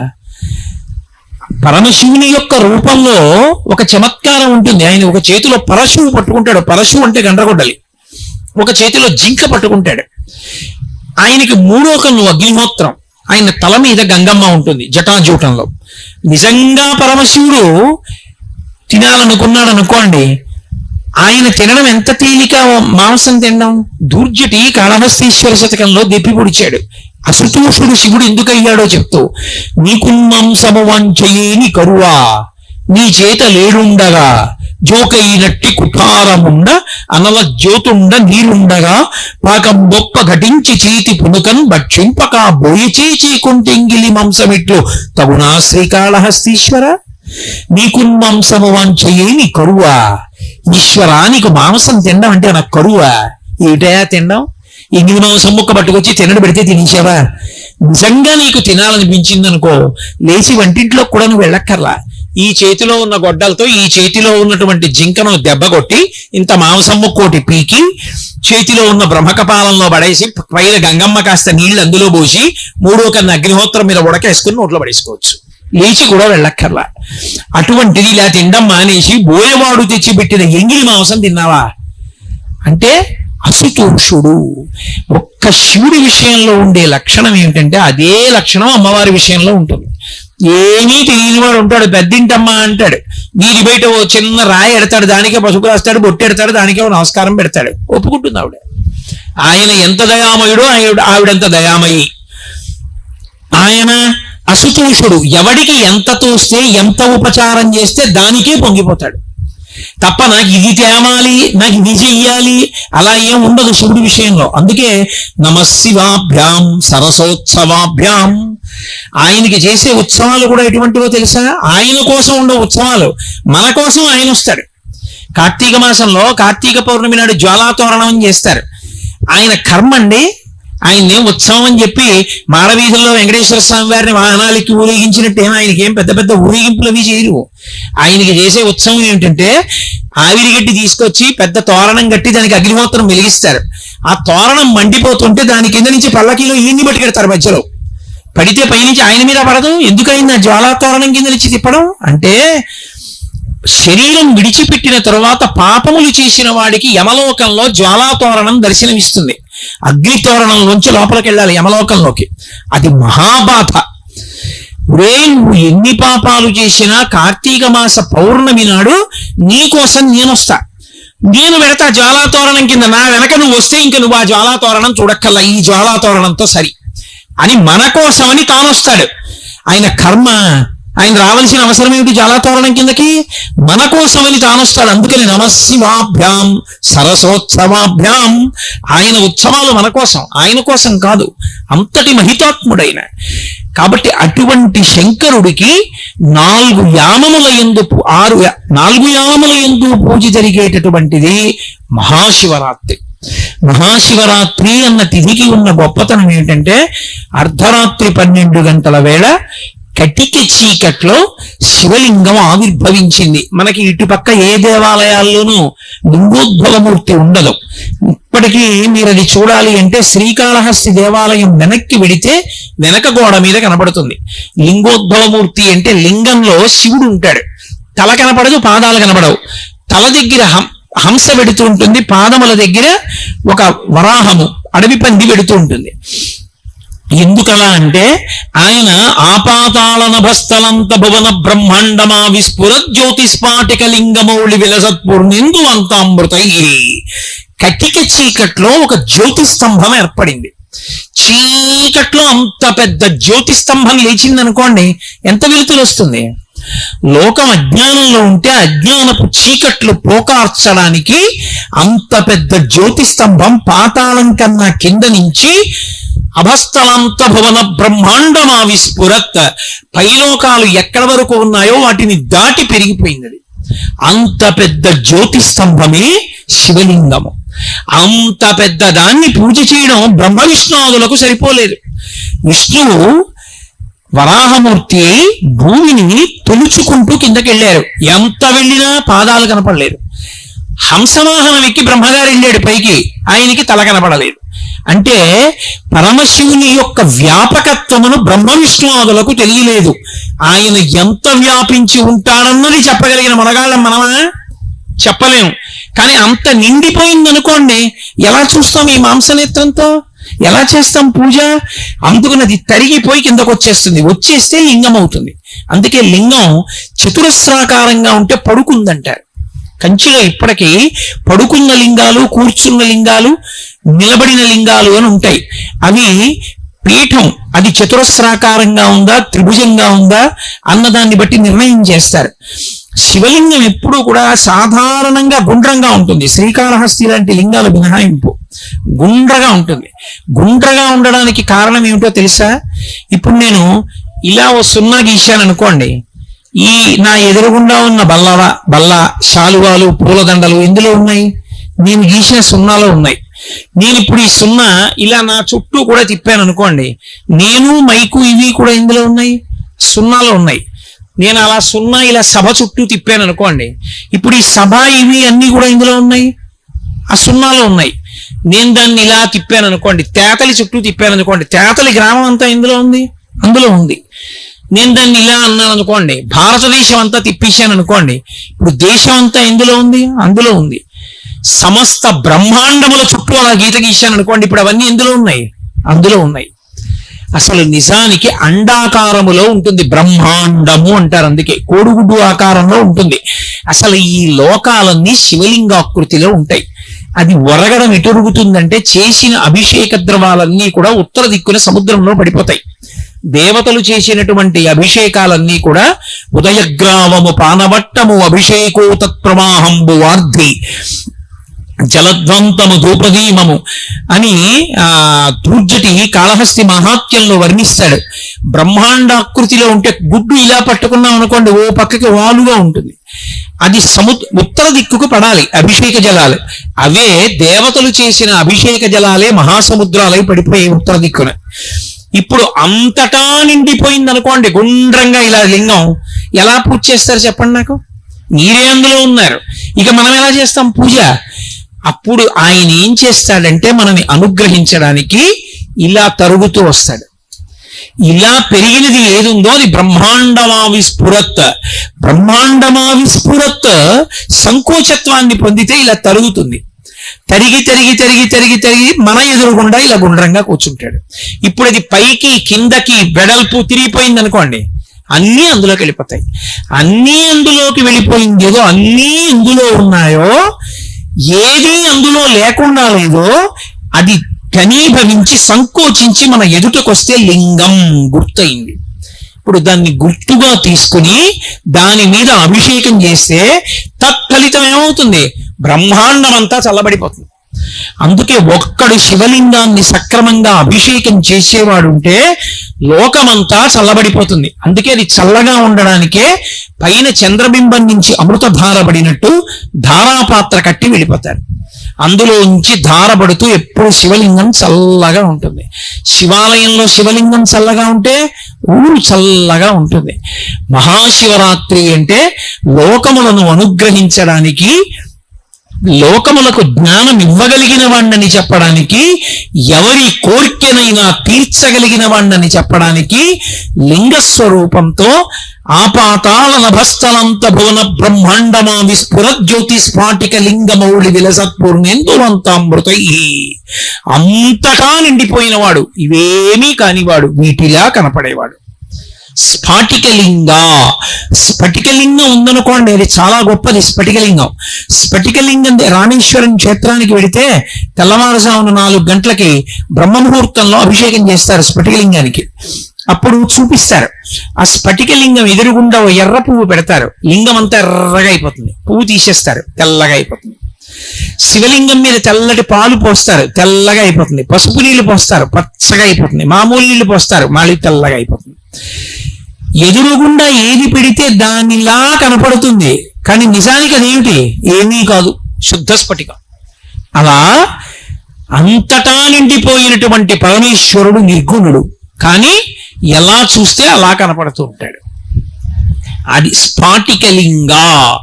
అలా పెరిగిపోయినటువంటి శివలింగాన్ని ఆ కాలమునందు మహాశివరాత్రి సమయంలో ఎవడు ధ్యానిస్తాడో, ఎవడు దర్శిస్తాడో, ఎవడు శివనామం చెప్తాడో, ఎవడు భక్తితో పూజ చేస్తాడో, ఎవడు ఆ రోజున ఉపవసిస్తాడో, ఎవడు జాగరణ చేస్తాడో. జాగరణం అనేటటువంటిది దేని చేత జరుగుతుంది అంటే, విశేషమైనటువంటి రోగము శరీరంలో ప్రవేశిస్తే జాగరణం చేస్తాడు. నిద్ర పట్టదు. మహాభారతంలో విదురుడు అడుగుతాడు ధృతరాష్ట్రుణ్ణి, మృత్యువు సమీపించినప్పుడు నిద్ర పట్టదు, ఏదో సంధితో మాట్లాడుతూ ఉంటాడు.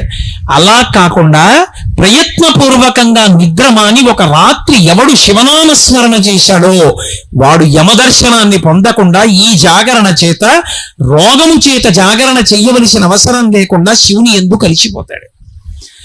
అంత అద్భుతమై శివమయమైనటువంటి కాలము కనుక నెలకి ఒకసారి చతుర్దశి రాత్రి పరివ్యాప్తమైతే శివరాత్రి, మహాశివరాత్రి అయి జ్యోతిస్తంభం ఏర్పడితే పరమాద్భుతమైన కాలము. అందుకే జన్మానికి ఒక శివరాత్రి అంటారు. ఏదో ఒక పదార్థం, పాలో పెరుగో తేనెో నెయ్యో పంచదారో నిబ్బుతో చందనోదకమో ఏదో ఒకటి పట్టుకుని దేవాలయంలోకి వెళ్ళాలి, శివదర్శనం చెయ్యాలి. శివనామ స్మరణ చేస్తూ శివ స్తోత్రములను చదువుకుంటూ భగవంతునికి సంబంధించినటువంటి స్మరణతో కాలము గడపకపోతే మనుష్య జన్మ నిరర్ధకమైపోతుంది. శివమయమైన కాలము, శివుని యొక్క కాలము కనుక ఆ కాలమునకు మహాశివరాత్రి అని పేరు. అంత అద్భుతమైనటువంటి శివరాత్రి వస్తోంది. ఎప్పుడైనా శివలింగం ఉన్న చోట పావు తిరిగితే పార్వతీదేవి తిరిగింది అని గుర్తు. కొన్ని చోట్ల పావు పడగబడుతుంది. నేను ఒక చోట విన్నాను, ఇక్కడికి రాజరాజ నరేంద్రుడు పరిపాలించే కాలంలో వెళ్ళిపోతుంటే రథానికి పావు అడ్డం వచ్చి రాత్రంతా ఉండిపోతే ఆయన మరునాడు దర్శనానికి వస్తే ఇక్కడ శివలింగ దర్శనం అయింది అని. అలాగే ఇక్కడ ఒక వేశ్య ప్రతి మహాశివరాత్రి నాడు నృత్యం చేసేదని, ఆమె ఒక సంవత్సరం నృత్యం చేయడానికి రాకపోతే ఆమె ఇంటి చుట్టూ బుసలు కొడుతూ పావు తిరిగిందని, ఆమె వచ్చి ఇక్కడ నృత్యం చేసిందని ఈ క్షేత్ర వైభవం గురించి నేను విన్నాను. అంటే ఎంత విశేషమైనటువంటి శివ తేజస్సు కలిగిన క్షేత్రమో చూడండి. కాబట్టి అంత గొప్ప క్షేత్రంలో మీరు ఉండడం, మహాశివరాత్రిని సద్వినియోగం చేసుకోవడం, అంత చక్కటి దేవాలయంలో అమ్మవారిని అయ్యవారిని సేవించగలగడం, పైగా 2 నందులు ఉన్నటువంటి విశేషమైనటువంటి క్షేత్రం. అంత గొప్ప క్షేత్రంలో మహాశివరాత్రి నాడు మీరందరూ ధన్యులవుతూ నన్ను కూడా శివరాత్రికి ముందు పిలిచి శివుడి గురించి 4 మాటలు చెప్పవయ్యా అని అడగడం, ఇటువంటి క్షేత్ర ప్రాంగణంలో కూర్చుని పరమశివ వైభవం గురించి ఎంత చెప్పడం అంటే అది మహాసముద్రం ఎంతైనా చెప్పచ్చు. ఏకశబ్ద సమ్యజ్ఞాత సృష్ట ప్రయుక్త స్వర్గే లోకే కామదుర్భవతి. భక్తితో నమ్మి చెప్పుకున్న ఒక్క మాట చాలు. కాబట్టి మీ అందరూ కూడా ఇంత ఓపికగా నిలబడి కూర్చుని కూడా అంత ఇరుగ్గా ఉండి కూడా పరమ భక్తితో నా మాటలు విన్నందుకు మీ అందరికీ నా హృదయపూర్వకమైన కృతజ్ఞతలను ఆవిష్కరిస్తూ